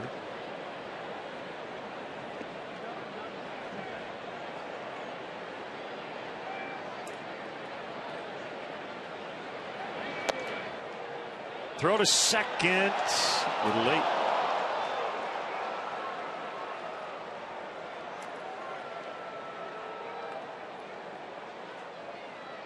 Good idea in a bunt situation. That base runner wants to get an aggressive secondary lead so he can beat a play at third on a bunt throw or a take. You got a shot if he's drifting too far off the bag. Close but safe.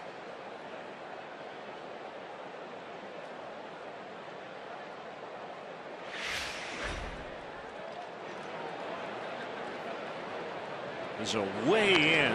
The bunt goes to third.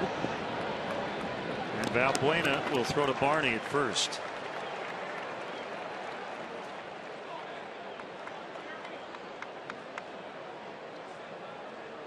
High fives for Federovic. A perfectly executed sacrifice bunt in that situation. Make the third baseman come and get it.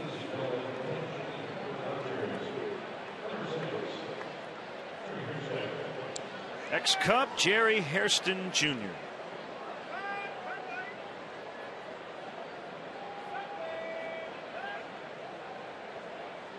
Batting for Nolasco. Tying run on third. Go ahead run at second base. So the Cubs will keep the middle infielders back. Rizzo is way off the line.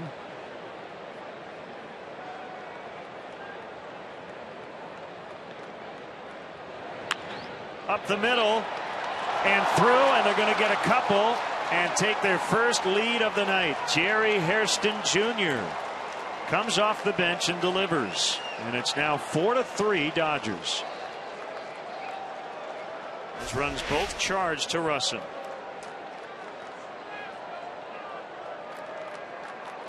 Right back through the middle. Bowden didn't have time to react. Beyond the reach of Barney. Dodgers have their first lead of the night. And Nolasco can get a win.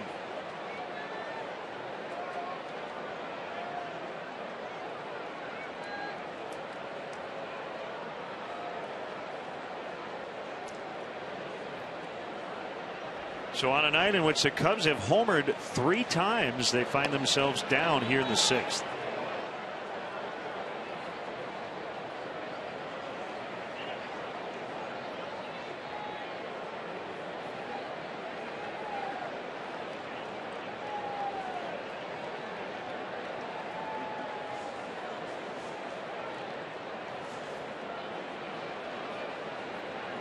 The 0-1 to Crawford. Really good at bats by the Dodgers here in this inning. Van Slyke with the base hit. Ellis works a walk. Perfect bunt by Federovic, and then Jerry Hairston comes off the bench, wastes no time, and delivers the 2-run single. These guys are former teammates, Bowden and Crawford, with the Red Sox.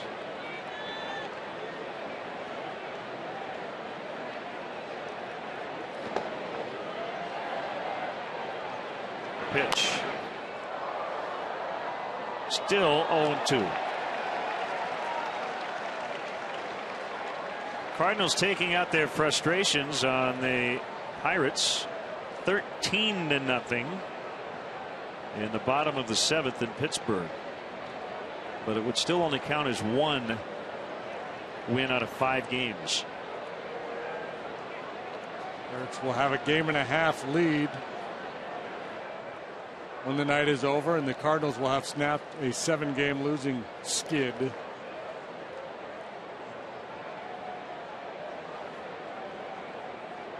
Splitter down or slider in?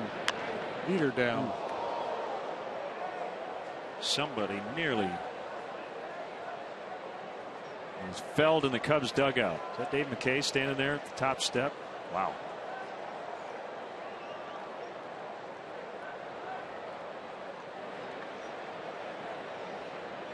Braves going for the sweep, leading the Rockies 5-2. That would be a 4-game sweep. They're in the bottom of the 7th in Atlanta.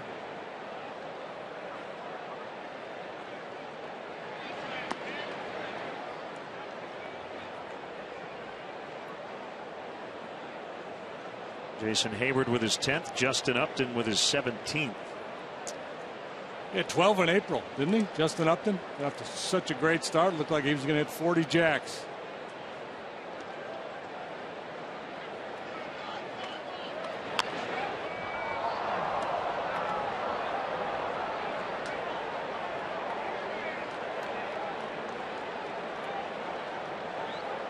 White Sox got swept in Cleveland. The Indians have won 8 in a row, 6-1 the final this afternoon. Ryan Rayburn, 2 homers and 4 RBIs.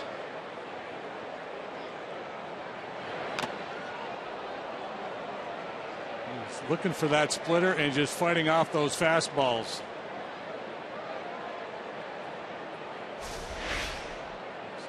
letting this ball get deep. Does not want to get fooled. Quite lower body, just using the hands.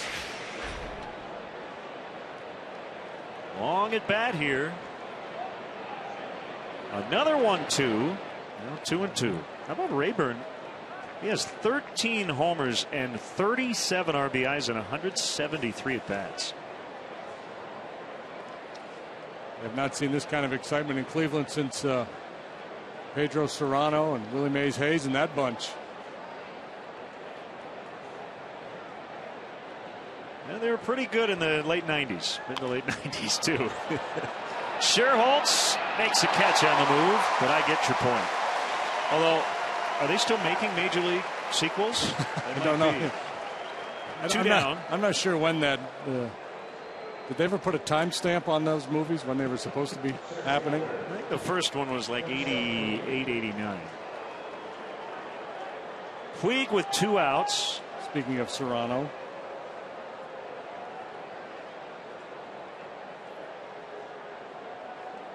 Look at the guns on this guy.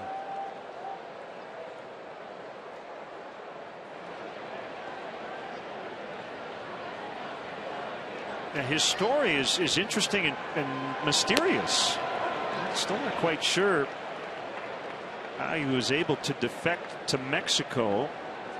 He had tried on several previous occasions to defect from Cuba and was unsuccessful.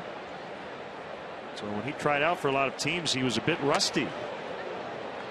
And the Dodgers wanted him. They got him. Paid a ton of money. 7 years, $42 million, just as the international signing cap was about to be placed on all major league teams.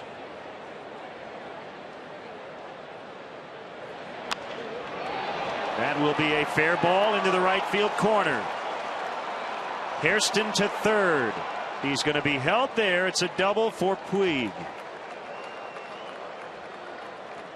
I'd like to be a base runner in front of Puig. You got to run like your hair's on fire. Yeah.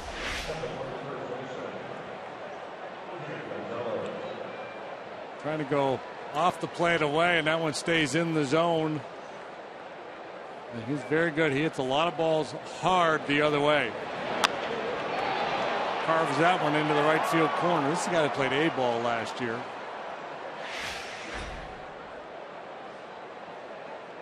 Well, Mike Brito compared him to Minnie Minoso. So he's a little bigger version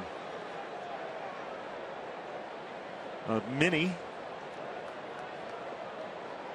Extremely confident guy. Shallow center, base hit. Puig coming around third. DeJesus with the throw toward the plate. The slide, the tag. Ow!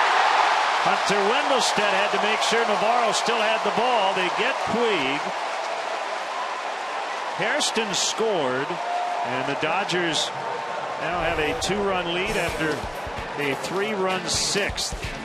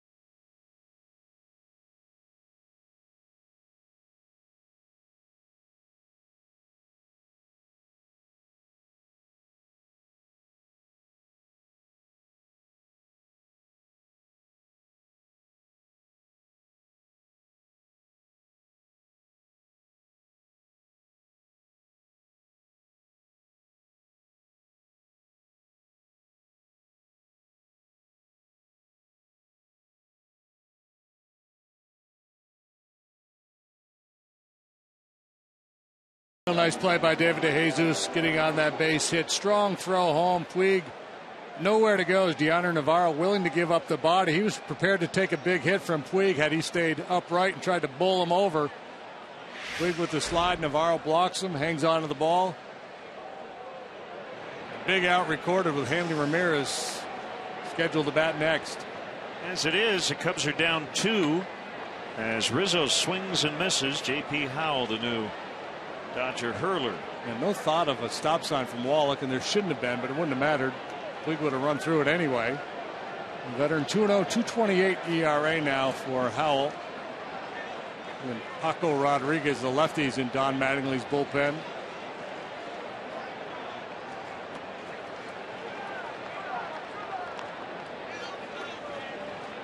Man, what an impressive inning that was by the Dodger hitters. The 3 outs recorded in the inning, a sac bunt, the line out off the bat of Crawford, and then Puig thrown out at home.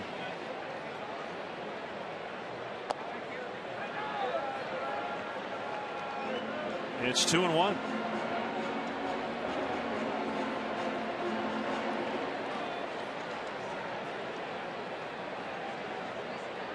Navarro on deck, then Sherholtz.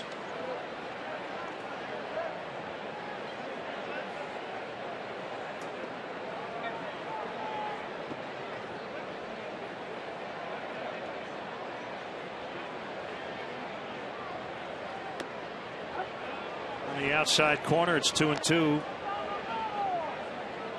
This group, the Dodger bullpen, had a good July, a collective 1.90 ERA.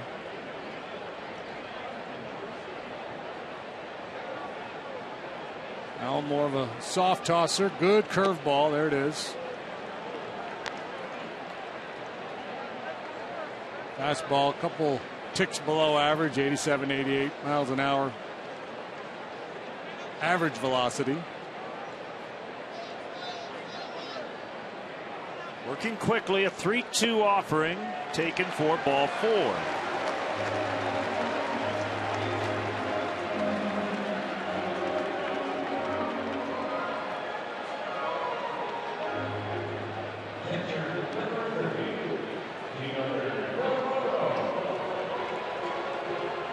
Rizzo in a real nice groove now. Make a mistake, he hits it hard. Don't challenge, he's willing to take his walk. Now this season the Cubs are giving away a set of 82 limited edition Cubs Topps baseball cards in 4 installments over the course of 4 games, along with a special album. The 3rd card set will be given out to the first 10,000 fans tomorrow when the Cubs take on the Dodgers, and it's presented by PNC Bank. To purchase ticket, visit Cubs.com. Eduardo Sanchez still has not gotten into a Cub game, but I've seen him get loose a couple of times, including last night. I think they might be considering redshirting him. Low on Navarro. So J.P. Howell, he is wearing 3 shirts and 3 pairs of socks. Why is maybe that? even 3 pairs of undershorts, because he's very superstitious, and it reminds him of 3 strikes and 3 outs.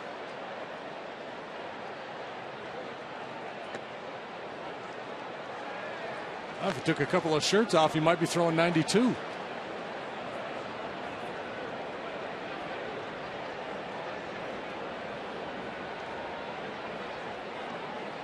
Does it count his jersey as one of the shirts? I would.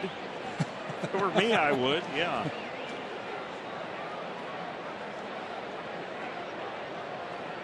The 2-0. I wonder how superstitious he is in St. Louis when it's about 102 degrees. A little easier as a relief pitcher. He's a little more difficult, I think, as a starter. Out there for 3 hours. Yeah, whatever it takes. A lot of superstitious guys in the game. Cubs had one of the all-time greats, Turk Wendell.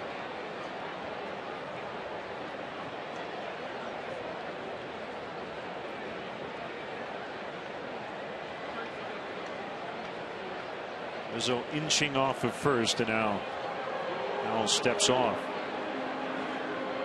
Turk would brush his teeth between innings, eat licorice in the dugout, the whole deal. Watching him here, he had a tough outing. He's walking off the field and he just threw his glove into the stands. This glove is done. It's got nothing left.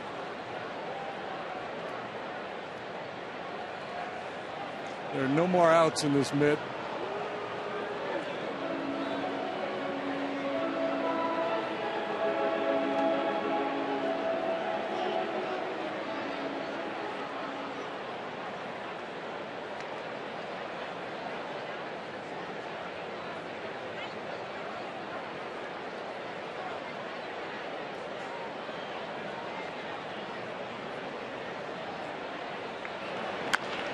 Hit hard, backhanded play. Ramirez. They get the double play. The option flip by Ramirez to Ellis, and they still had time to turn it. How about that? There's certainly some risk involved in this play.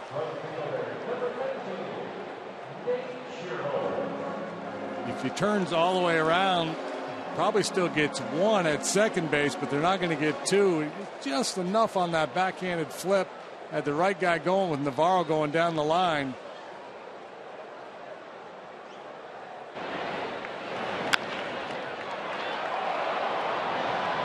I've never seen that. It's quick thinking.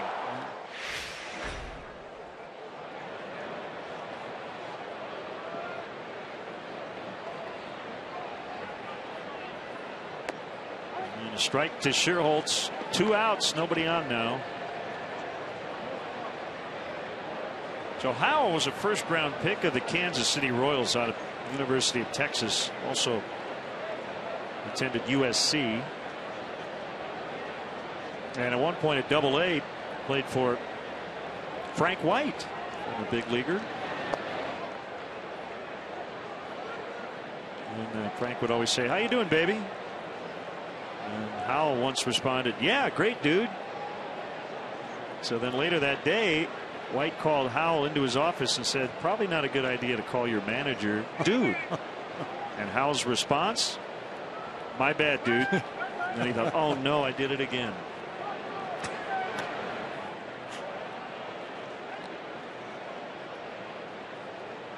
Dude? Dude. Yeah, that doesn't play real well. Especially in the minor leagues. Yeah. Could probably get away with it here with certain managers.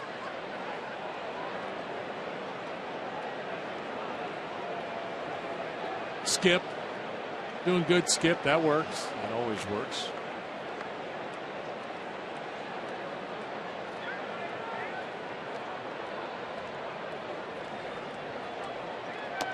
Three balls and a strike. Castro on deck. Cubs trail 5-3 here in the 6th.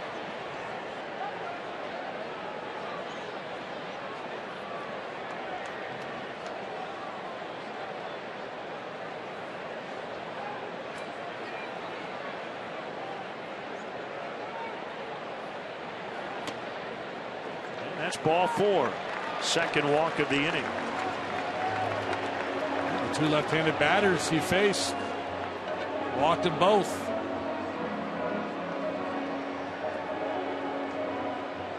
I want to send out happy 40th birthday wishes to Mel Zeri, who works in the Cubs security office. Happy birthday, Mel, from us and all your friends at the Cubs.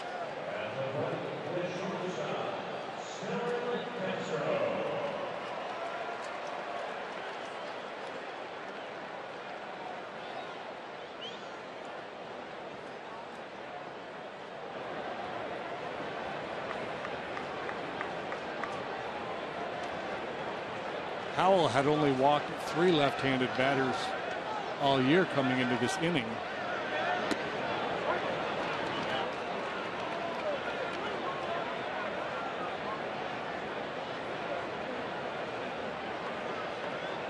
In 80 or so plate appearances, he's allowed just 1 home run this year.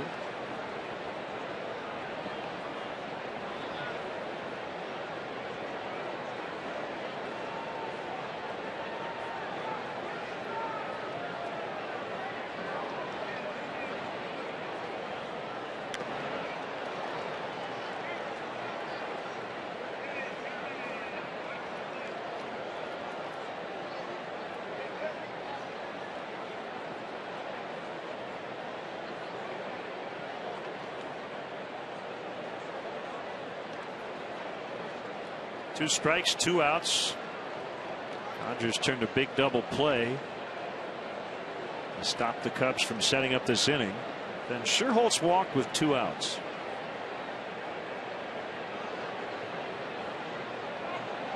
The unique thing about that flip from Hanley was how far he was away from the bag. It's one thing if you're pretty close to the base, that awkward backhanded flip, but threw that a long ways.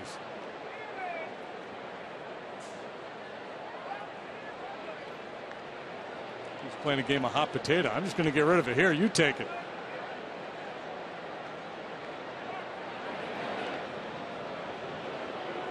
And I would have a hard time imagining that that's a play he would have ever worked on in practice. No, no way. Strictly instincts. Chris Withrow is up. See Carlos Marmol at some point. He's with the Dodgers. Matt Guerrier with the Cubs. Traded for one another.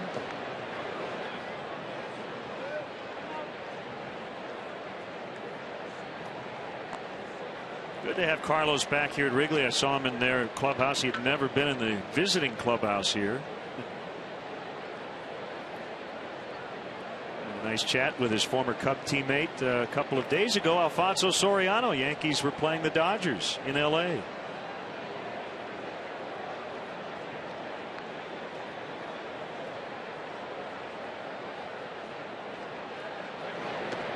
that has to be weird for him.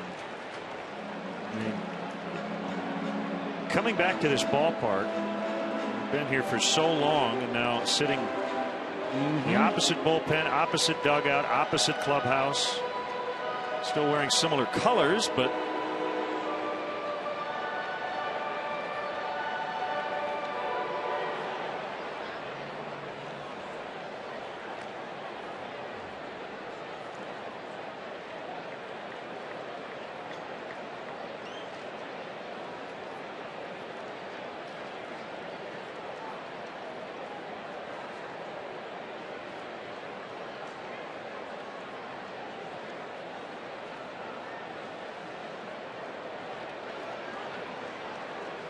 two. Bounce to Ramirez, and the throw handcuffed Ellis. Well, this game makes no sense. You've got a ball that should never turn into a double play. It does because of Ramirez's resourcefulness, and then as routine 6-4 fielder's choice to end an inning, and they don't get the out. Did he throw it harder than Ellis thought? I'm not sure what happened. And threw it offline a little bit, and Ellis had to go with the bare hand to try to get it.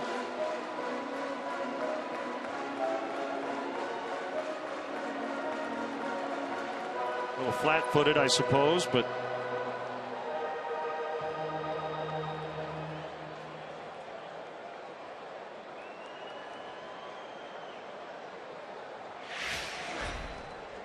so let's see if the Cubs can take advantage. It'll be Cody Ransom to hit for Valbuena.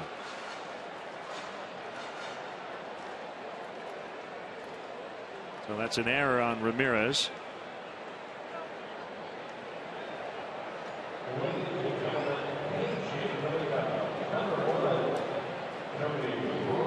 Here comes Don Mattingly.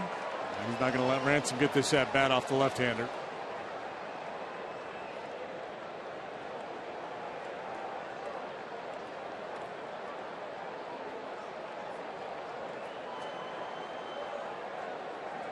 Makes the call for Withrow, the right-hander. Honda call to the pen.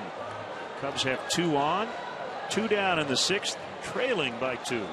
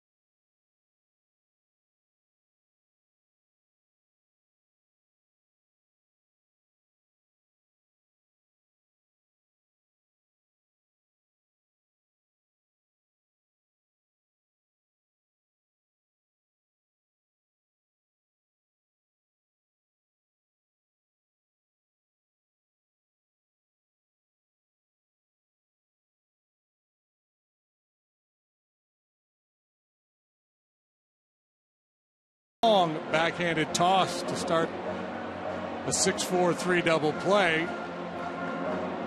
And then what appeared to be a very routine, easy play. He misfires to Ellis covering, giving an assist to Shearholtz there too, busting it hard to second base, maybe forcing Ramirez to hurry that throw a little bit more than he wanted to.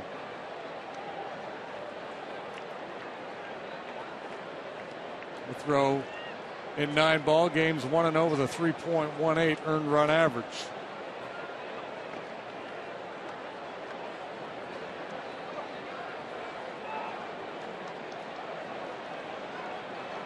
Ransom's so good against left-handers this year. Don Mattingly bringing in the hard-throwing right-hander. Cody snapped an 0 for 22 last night. See if he can come up with a big knock here. First and second, 2 outs. And the pitch is a strike. A slider. A little baby slider at 85 to get ahead. He's got a curveball too, a fastball that's averaging better than 96 miles per hour. And you see the right-left breakdown for Cody, not hitting for high average off lefties, but the power there for sure, and that's greatly diminished with the righty on the mound.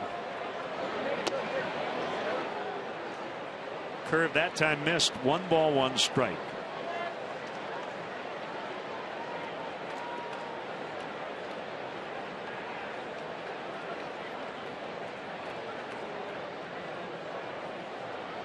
Both those breaking balls up where you don't want them, though, if you're the Dodgers.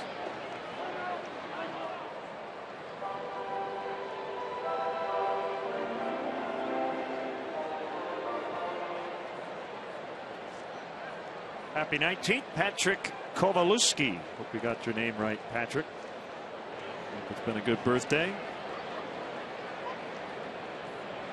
The kick, the 1-1, swung on and missed.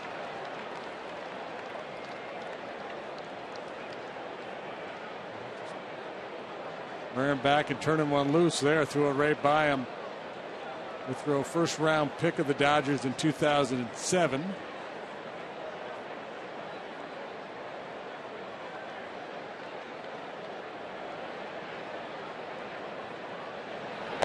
Swing and a miss. So this matchup goes to the Dodgers as Withrow strikes out Ransom. Cubs lead 2 and trail by a pair.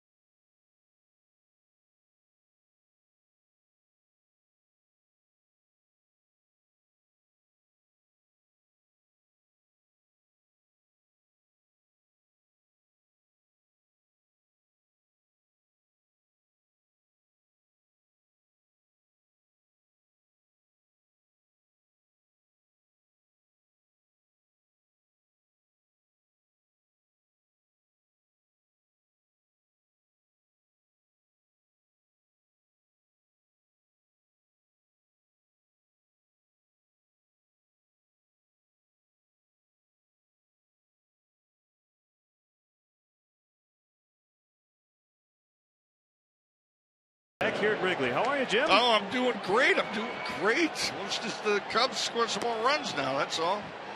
Trailing here by 2. We've got a Cub debut coming up. Eduardo Sanchez, the new Cubs pitcher. And you have a very tough act to follow in terms of the singing. Oh, yeah. Yeah, my daughter sang the national anthem tonight. She really nailed it. She really did. What a beautiful voice. 14. She's a doll. Nervous? Are you nervous watching her sing? Or is that kind of old hat? Seeing her on the ball field, and the sign back there, and the scoreboard, and it's just it was an out-of-body experience. Here's Hanley Ramirez against the former Cardinal Eduardo Sanchez. High for ball one. Eduardo, not a big guy, but a hard thrower. We need to get him a blue glove. He's still wearing that red glove he wore with the Cardinals. We can go mid-90s with his fastball. Already the 46th player on the roster this year, so 7 short of the franchise record. Last year, 53 players with the Cubs. So what's going on, Jim? What's new? Well, I'm in town to do this, and also I'm at the Comedy Bar. It's a stand-up club this weekend, Friday and Saturday night, 2 shows each night. And we had such great response that we moved the venue to the Fairmont Hotel Cabaret Room to have more seats. They got a sushi bar there, and it's a wild place. It's going to be so fun. So anybody who's not going to Lollapalooza, come down to the Comedy Bar. So Friday and Saturday. Yeah, 2 shows each night. But I'd like to bring my kids here, They're California kids. They were Dodger fans until I gave them $20 a piece. Now they're Cub fans. And whatever it takes. Whatever it takes, man. I'm very Chicago that way. A couple bucks, go make things happen. Well, they're $5. They're 5 years old. $20 is like $1 million to them at that point. Bought them off. But I like to bring them here once a year. See Wrigley Field, Second City, and it's a beautiful summer night tonight. It was the 3-1 swing by Ramirez. Thinking that earlier, it kind of felt like L.A. It's so cool earlier today. Yeah. Perfect day. You guys had a huge heat wave, right? And rain. There's some little rain. And then it got really cold there. Yeah, it's this been mild. Has been unseasonably cool. We don't mind it. I like the cool. 3-2. Catch it. It'll be DeJesus for out number 1. So the Dodgers couldn't buy your loyalty. They're spending over $200 million on their payroll this year, but you're sticking with the Cubs. I'm sticking with the Cubs, man. I'll tell you, when I go see the Cubs and the Dodgers play, half the stadium are Cub fans. No, you're right. There's a lot of Chicago transplants. Cubs travel well. Yeah. Juan Uribe. So every time you come, you wear the St. Patrick's Day green Cubs cap. Yeah. That's your cap. And this shirt is from the grounds crew. When I sang with the grounds crew. How many years have you done that? The last home game on the field. You've done it many times. I think I only sang with the grounds crew twice. Oh, that's it? Yeah. Seems like one time they had a red one, and then one time they had a blue one. My wife just hates it when I wear this, because I just wear it all the time. I was wearing it during the Stanley Cup playoffs, okay? Just to bring some Chicago. Put some Chicago on. Right? That one will be caught by Scherholtz. So 2 outs. Here comes Scott Van Slyke. You remember his dad, Andy, back in the day? Cardinals, Pirates. There he is with 2 outs. So movies, long run with the television show. Been back doing stand-up. You enjoy the stand-up gig? Well, I'm not a stand-up, but I'm the MC. You're kind of running the. I'm the MC. Ever dabble in stand-up? Well, I'm doing it a little bit at the Comedy Bar at the Fairmont this weekend. We got Danny Bevins and Kevin Bozeman, our great stand-ups. One's from L.A. came in special to do this show with me, and I don't know. I might have Jamie come up and sing a song on stage with me. I don't know. That's a great idea. She was so good today. I don't know. She's a hell of a singer. She nailed it. And the crowd at the end, they were with her the whole way. Oh, man. You could really feel the energy. It was great. 2-0 on Van Slyke. This is a tough crowd. I mean, Wayne Messmer, Michael McDermott. We have the best of the best sing the anthem here. They will invite her back, believe me. Yeah, that's sweet. That was really nice. Tom was really nice to give her the opportunity. I mean, she's a singer-songwriter. She's a pro. She has a really well trained voice. You can belt out a tune as well. I've seen you in concert. Well, I don't have that kind of great sounding voice, but I have a lot of energy. Mm-hmm. You're committed to it. Yeah, there's an old All the saying, good frontman. That's the key. When you skate on thin ice, skate fast. So I sing really fast and really loud, and they can't tell whether I can sing or not. But Jamie's singing the anthem so easy, slow, melodic, soulful. It's really beautiful rendition. 3-0 on Van Slyke. Mark Ellis is on deck. Sanchez in his Cub debut.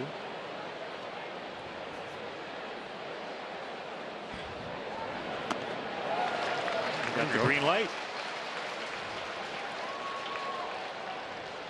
Sanchez has had to wait a while for this turn. He's been here since last Friday.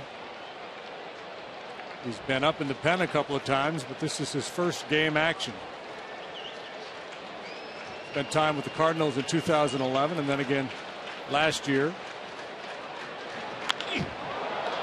Deep to left.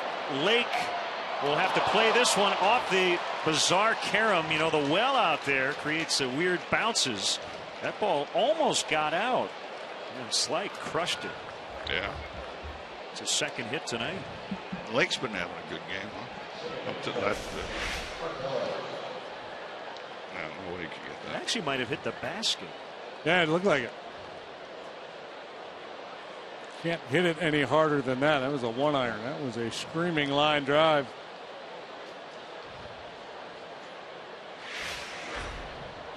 So here is Ellis. So yeah, you were in Boston when the Blackhawks won the Stanley Cup.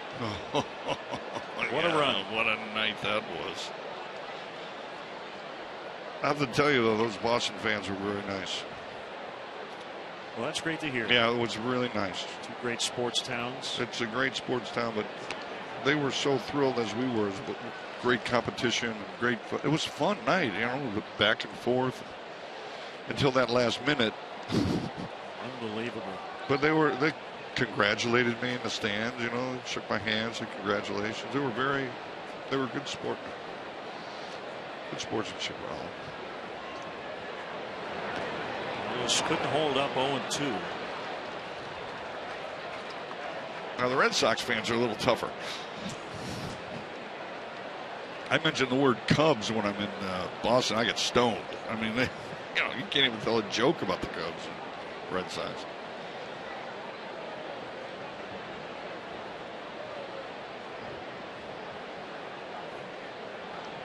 Oh, 0-2. Fedorovich on deck. And Slyke at second. Outside that time, they've got him hung up between second and third. Ransom applies the tag. Let's sing the stretch with Jim Belushi. Take me out to the ball game. Actor and Chicago native Jim Belushi. And a 1, and a 2, and a 3. Take me out to the ball game. Take me out to the crowd. Buy me some peanuts and Cracker Jacks. I don't care if I ever get back. So it's root for the Cubbies. If we don't win, it's a shame. So it's 1, 2, 3 strikes, you're out at the old ball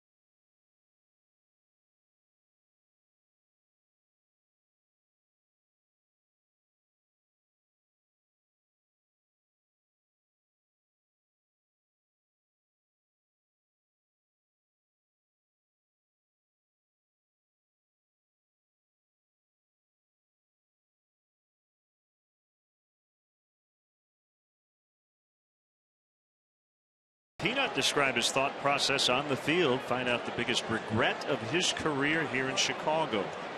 All that and more on Inside Look. Charles Tillman, presented by Cadillac, Saturday night, 9:30 on Comcast Sportsnet.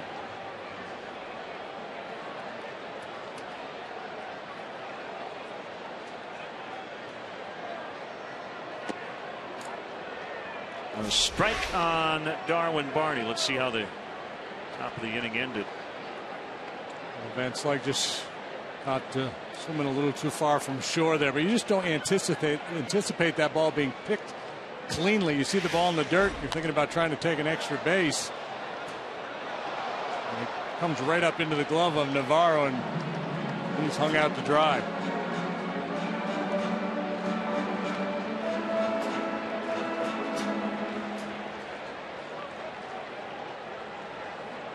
Withrow still working after striking out Ransom to end the Cubs' 6th. Inside on a curve that didn't curve much. No, he's had a hard time finishing his breaking ball. He's gotten away with it so far. Paco Rodriguez, southpaw, is up.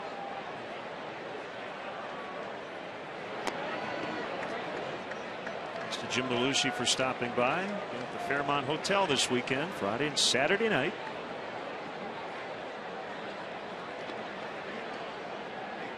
Final in Pittsburgh, the Cardinals shut out the Pirates 13-0 to salvage a finale of that 5-game series. Pulled into the left field corner. Foul. Just foul.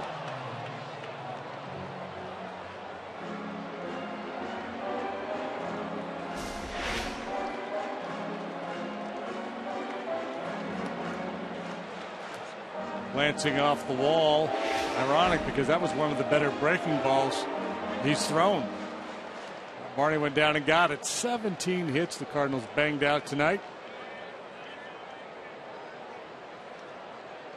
How about the Red Sox trailing 7-2 in the bottom of the ninth? Scored 6 times to stun the Mariners 8-7.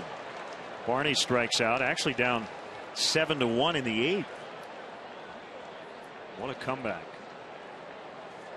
The Cubs Kids Club, presented by ComEd, the official kids club of the Chicago Cubs, is back in 2013. Earn your pinstripes as a member of the Cubs Kids Club and receive kid-specific perks, experiences, and merchandise. Visit Cubs.com/kids/kids club. Make that to sign up today and be part of the fun all season long.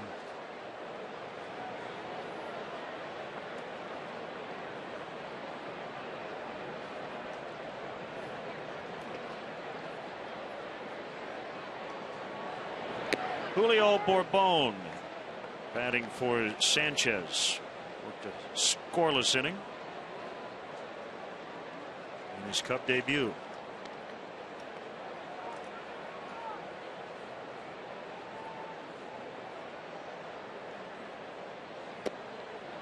Big cut and a miss.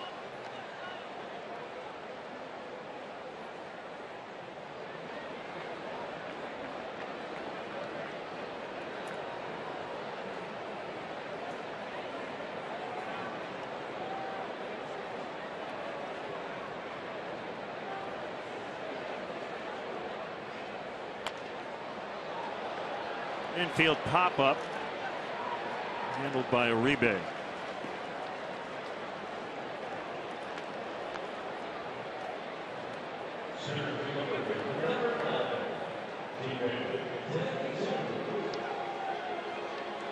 Well, all the offense for the Cubs tonight, partner. 3 solo homers, 2 from Lake, 1 from Rizzo. That's it. Yeah, and 2 in the first inning. Lake hit his second of the game in the third.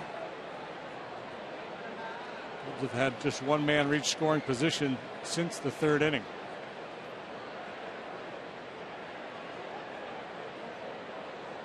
Haven't had a hit since the third. 3 walks. High for ball 1 on DeJesus. Dodgers have pitched well this year, 5th in the National League in earned run average. In fact, the top 5 teams in the National League in earned run average are the top 5 teams in terms of record. Pirates, Cardinals, Reds, Braves, and Dodgers.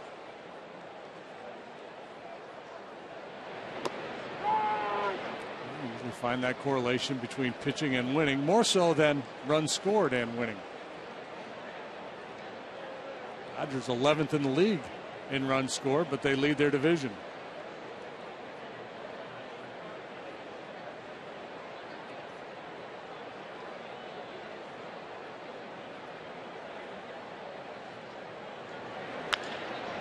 On the ground to first, and Gonzalez will beat De Jesus to the bag by a couple of steps. The Cubs go down very quietly in the 7th, trailing 5-3.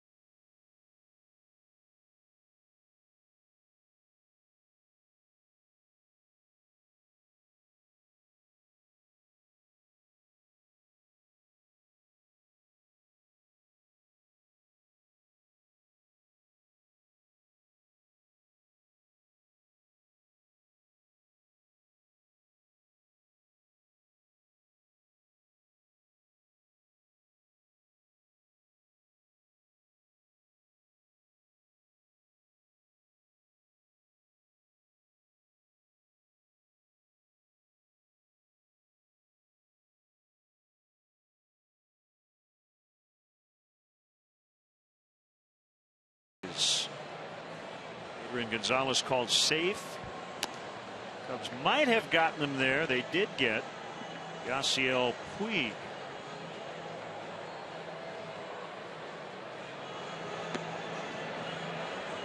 Good umpiring here. Hunter Wendelstein goes in to make sure that Navarro's got that ball secured. And now our AT&T tweet. And Schultz 12. Should home plate umpires position themselves up the third base line to give them a better view on where they currently stand? I assume you're not talking about balls and strikes, Ben. Yeah, on those tag plays, I would be the last person to tell an umpire where to stand. They've been trained for years and years and years where to stand. This was a play in Boston recently. Looked like the runner was safe. He was called out as the Rays were able to escape. Yeah, the question is, does an umpire have time to get around the play? You know, you don't know exactly where the play is going to be made as it develops. And the one thing umpires are taught is not to be moving when they make a call. They want to be stationary, stick their nose in there and see the play. Sometimes I think they're better off being a little further removed from the play. They can get a little better perspective, maybe see just a little bit more if you're not right on top of it.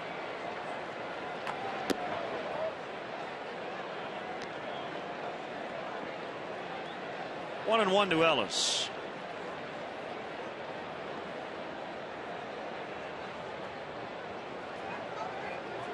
Walked in, scored the go-ahead run in the 6th. That was the inning for the Dodgers. The big hit in the game. Jerry Hairston Jr. came off the bench, pinch hit, and knocked in 2 with a single. Came off of Michael Bowden. The runs were charged to Chris Russin. He's the pitcher of record for the Cubs tonight.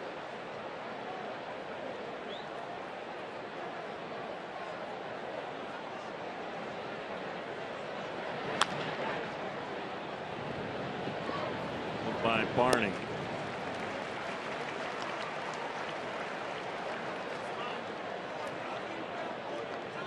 Chris Davis is back at it. His 39th home run. He was in a little bit of a home run drought after the All-Star break. Picked it back up. It was Bud Norris pitching for the Orioles against his former club. 100 RBIs, first player to get there. Here we are, August 1st. Davis was driven in 100. Morris got the win, 6-3, the final.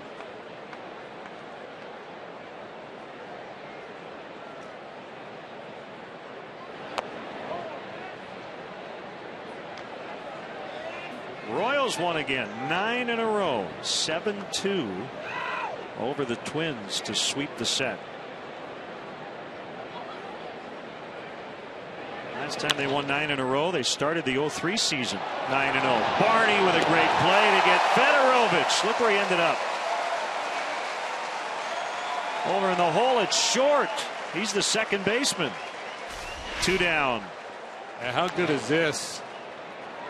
That ball's got a lot of pace on it. The ability to turn and throw so quickly. I mean, he's shading that way. But still, that ball's sharply hit. Plenty of arm. The former shortstop, familiar with his play.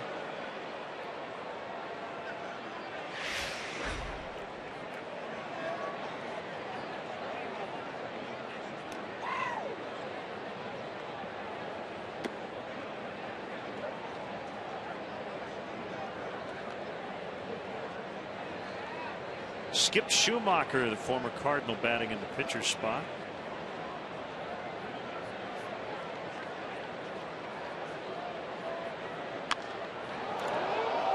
Misses that one foul.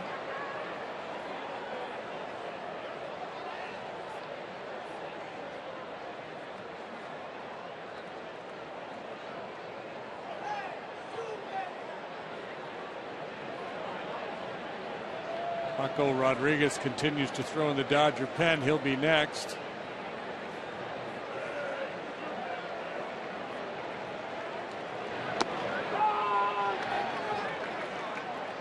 Big Kenley Jansen is now the closer for the Dodgers.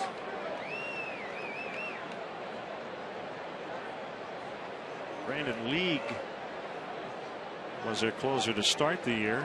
Actually replaced by Jansen in a swing and a miss. So Rondon goes 1-2-3 in the 8th. Cubs still down 2, however.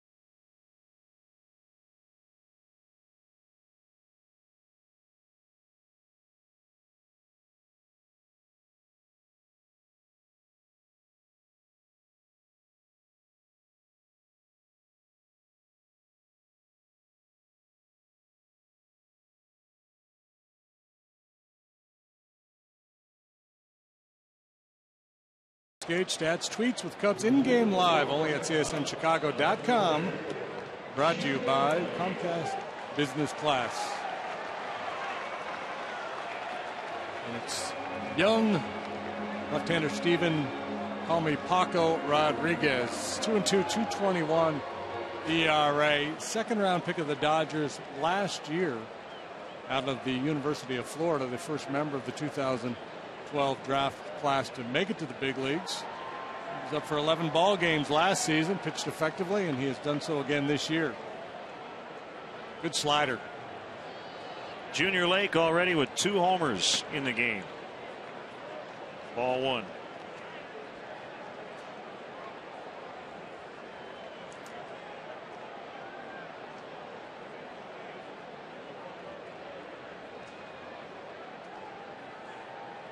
Make sure you get a strike here. Down a couple.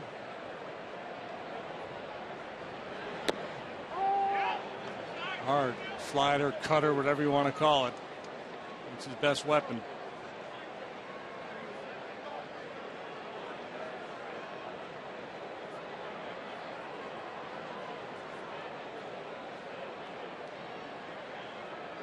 Big leg kick. That one almost hit his back foot.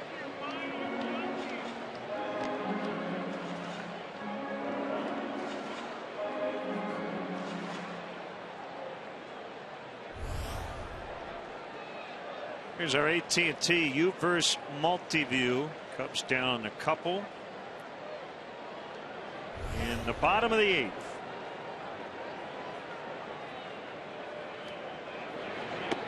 Swing and a miss. 2-2.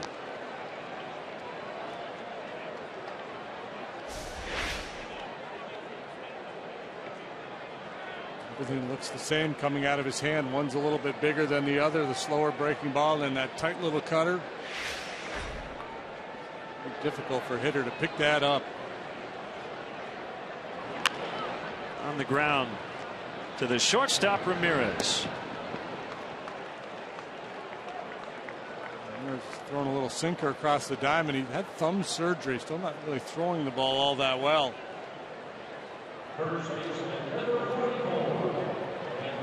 Brandon Lee. Just in case here in the 8th.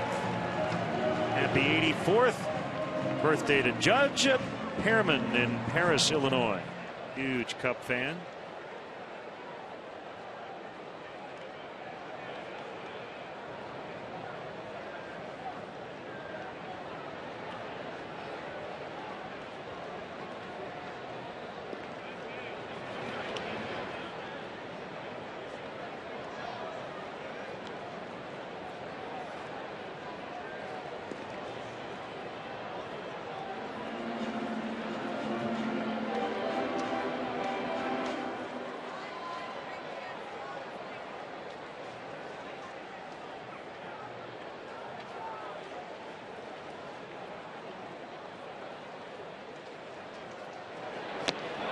Out way inside.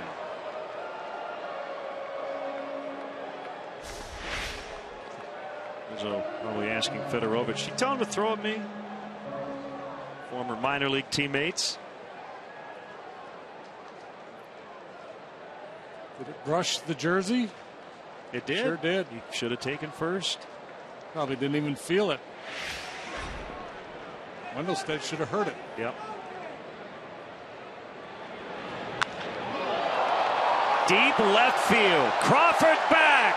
He'll take that instead. A home run for Rizzo, his second of the night. Good no call, Hunter. I'm sure Anthony knew he was going to hit one out on the next pitch. Well, he's a good young hitter who's dialed in and a chance to really finish his season strong. So they go hard in with the fastball, slider away, or cutter, either way, and Rizzo sniffed it out. He said, yeah, they're going to go away after brushing me back. Ford home run replay. Number 2 on the night for Anthony Rizzo. 17th on the year. 1-run ball game. How about that? 4 solo home runs, 2 pair. Rizzo's and Lakes. Third career 2-homer game for Rizzo. Home crowd back in it now. They're only down 1.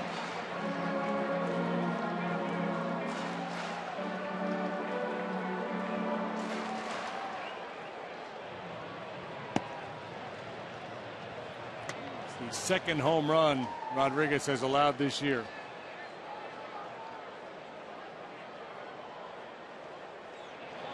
Kind of a funky delivery the way he pulls it out of his glove and shows it to you. Here it is up high overhead. You see the fingers dancing on top of that baseball.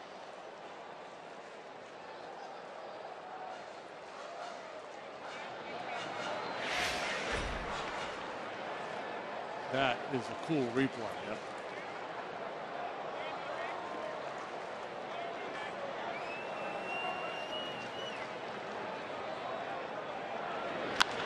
Navarro lines right to Crawford.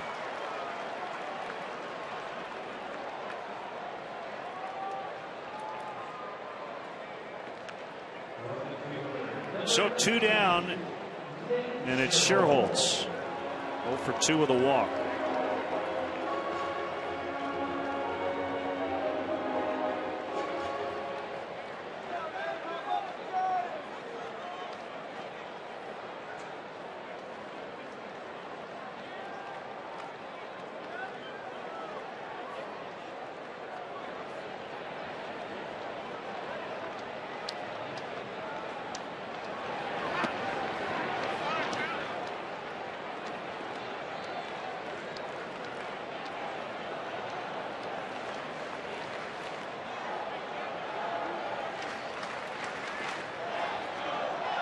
$34,005, the paid crowd tonight.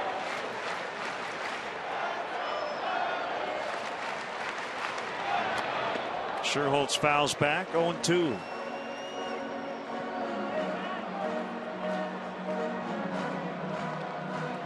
J.P. Howell, the lefty, used in the 6th inning, had a hard time against Rizzo and Sherholtz, walking both of them. Here lefty Rodriguez gives up the home run to Rizzo. See if Sherholtz can follow suit. He's in a bit of a pickle here, down 2 strikes.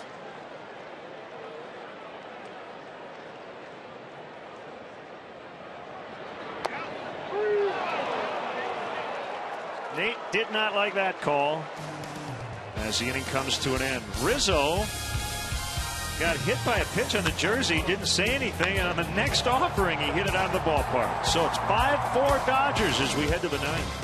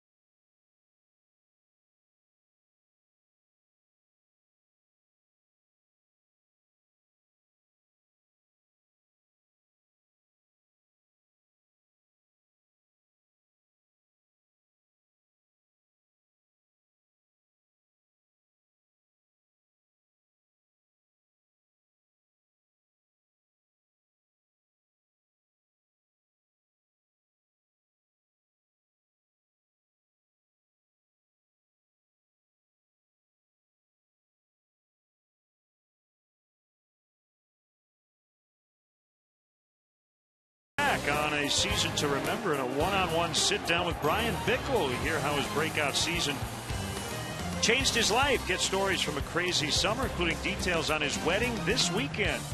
Don't miss the exclusive interview tonight at 10 on Sportsnet Central.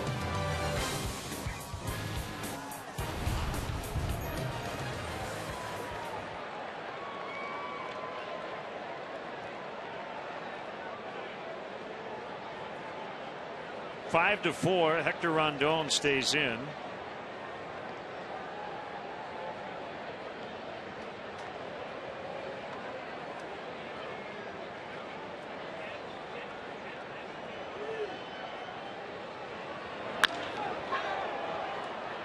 A bunch of lineouts tonight. Another one struck well, but for an out as Crawford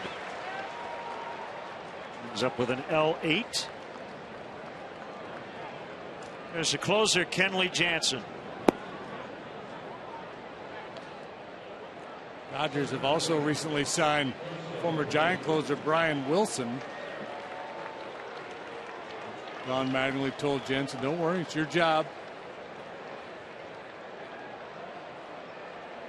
It's a performance-based business. As long as he pitches well, it will be his job.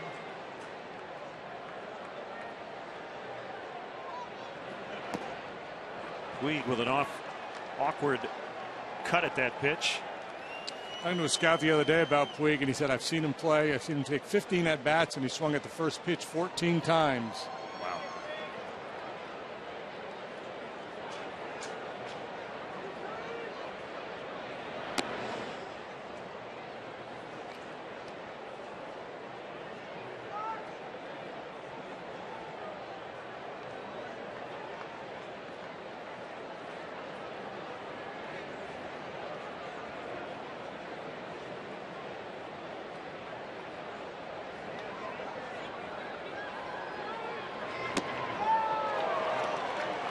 Too much he doesn't like to swing at.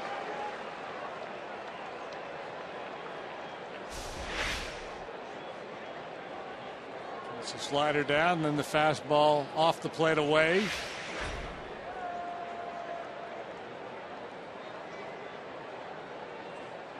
So Navarro motioning with his hand. Get it out there. Really expand the zone. See how far he's willing to go.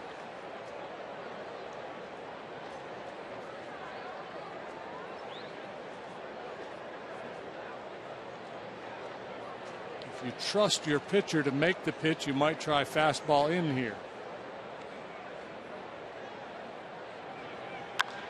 Oh, man, he killed that one. Yasiel Puig with his 11th. You can go fastball in. They went with the slider, and it stayed on the plate. Tonight a good example of pitchers making a lot of mistakes. If pitchers didn't make mistakes, and that's not a terrible mistake. It wasn't up at all. Yeah, but I just think slider on the plate is a very dangerous pitch to Puig right now. I mean, he's willing to chase the ball out of the zone. I think that's where Navarro wanted it. Sometimes as a pitcher, you feel like you got a guy set up for a certain pitch, and you just throw, I'm going to throw him any old slider, and you get a little careless with your location. You don't finish it. That's a good looking swing, though. He's a special player, no question. 2 hits, double homer, walk, 2 runs tonight for Puig. In his Wrigley Field debut.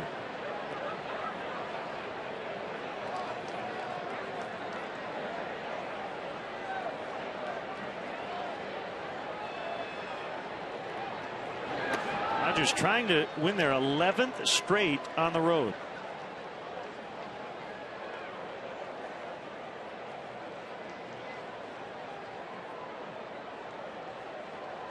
They have not lost a series since the middle of June. The last 12 series, they've won 8, split 4.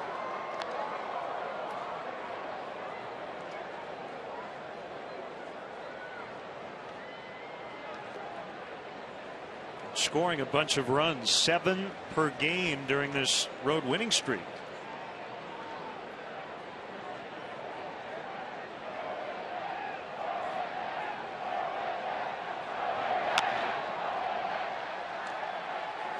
Junior Lake, look out! The catch! That looked like it really hurt. Man, he went in hard.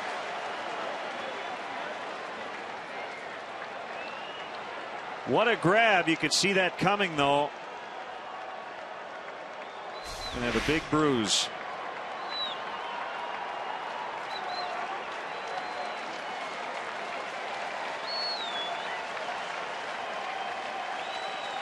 Gotta love it. Airborne into the wall to make the catch.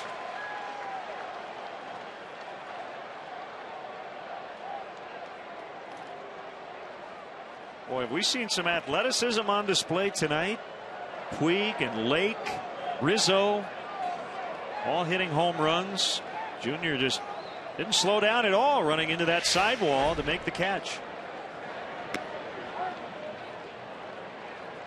Ramirez with that double play turn.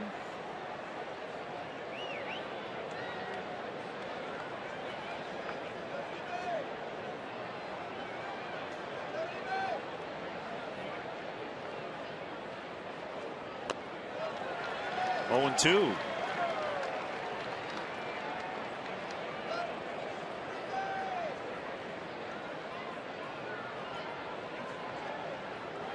Barney up the middle.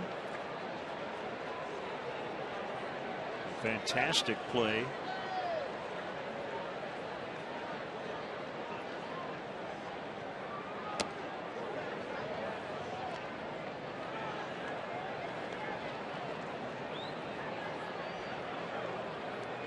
This is the kind of night scouts love, right? Yeah, high ceiling, athletic, toolsy players. I mean, you think about the Dodgers. Ramirez finished runner-up, I think, for the MVP. Kemp did. Gonzalez only had a top 5 finish in the MVP voting. They got some players with some resumes over there in that first base dugout. Kershaw, even though he won't pitch this weekend. Cy Young.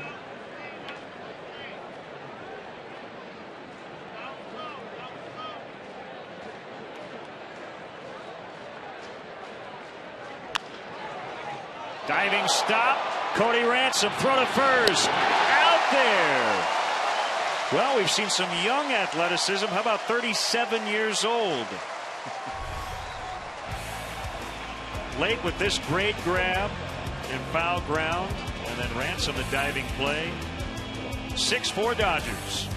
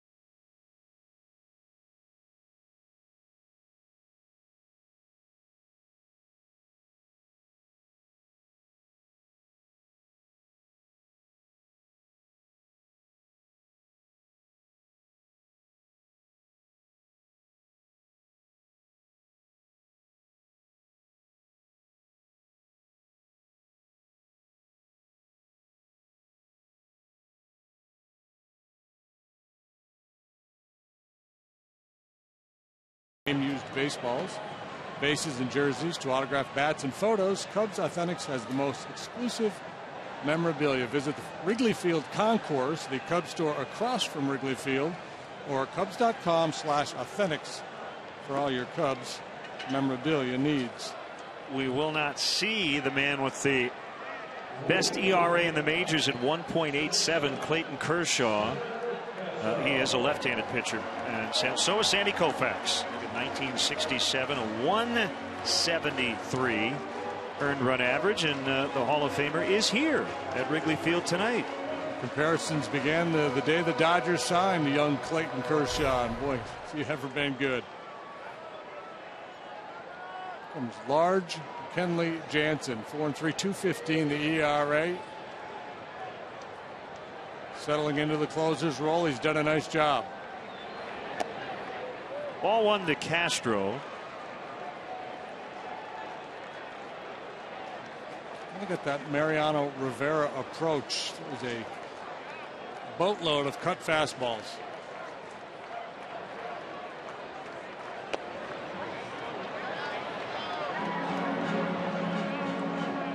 So 2 years ago, Jansen broke Carlos Marmol's strikeout rate record, which Marmol had set the year before. Marmol at 16 strikeouts per 9 innings. Jansen 16.1 per 9 the following year, and then the year after that, last season, Craig Kimbrell broke Jansen's record.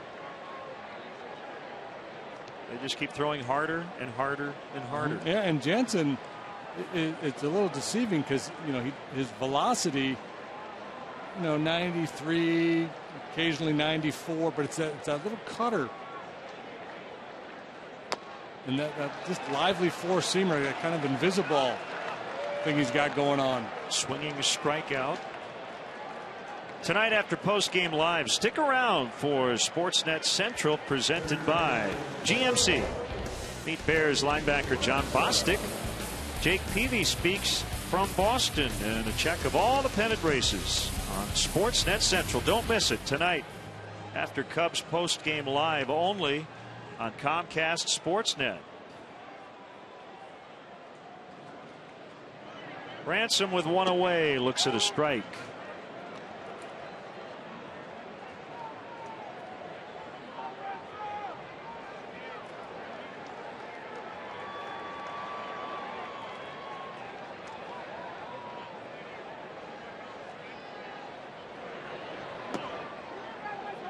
Been an entertaining game. Plays at the plate, home runs, some solid defense from both sides. Here's Darwin Barney, a spectacular play. Lake giving up the body into the wall.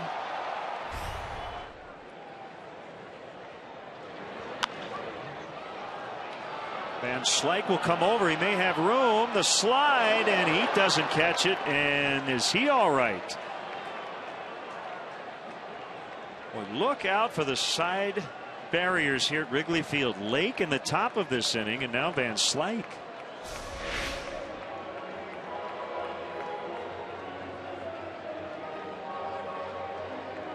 Van Slyke with a little different approach, trying to make a sliding catch at the base of the wall.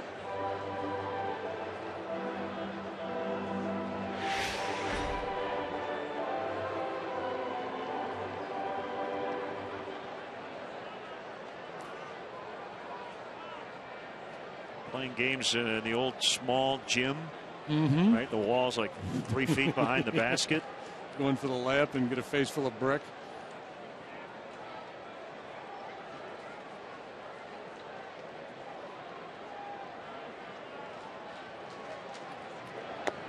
Called strike 3. And Cody just punched out, but there's Ransom flashing the leather. And the top of the inning.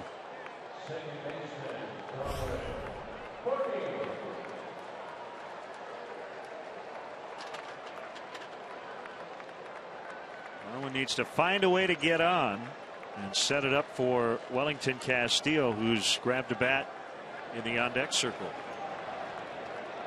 Cubs have struck out 11 times tonight.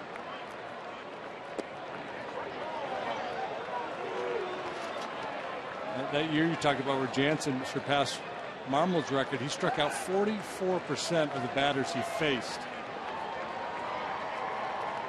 And able to whittle away at his walk numbers. Strikeouts have come down some, but this year he struck out better than 35% while walking only 4%. That's really impressive stuff.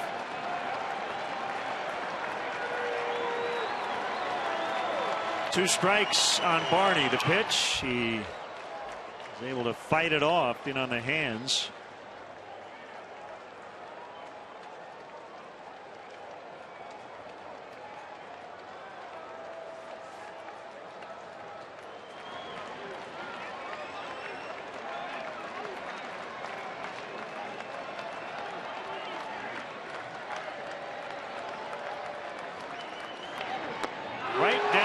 Strike 3 called, and he fans the side.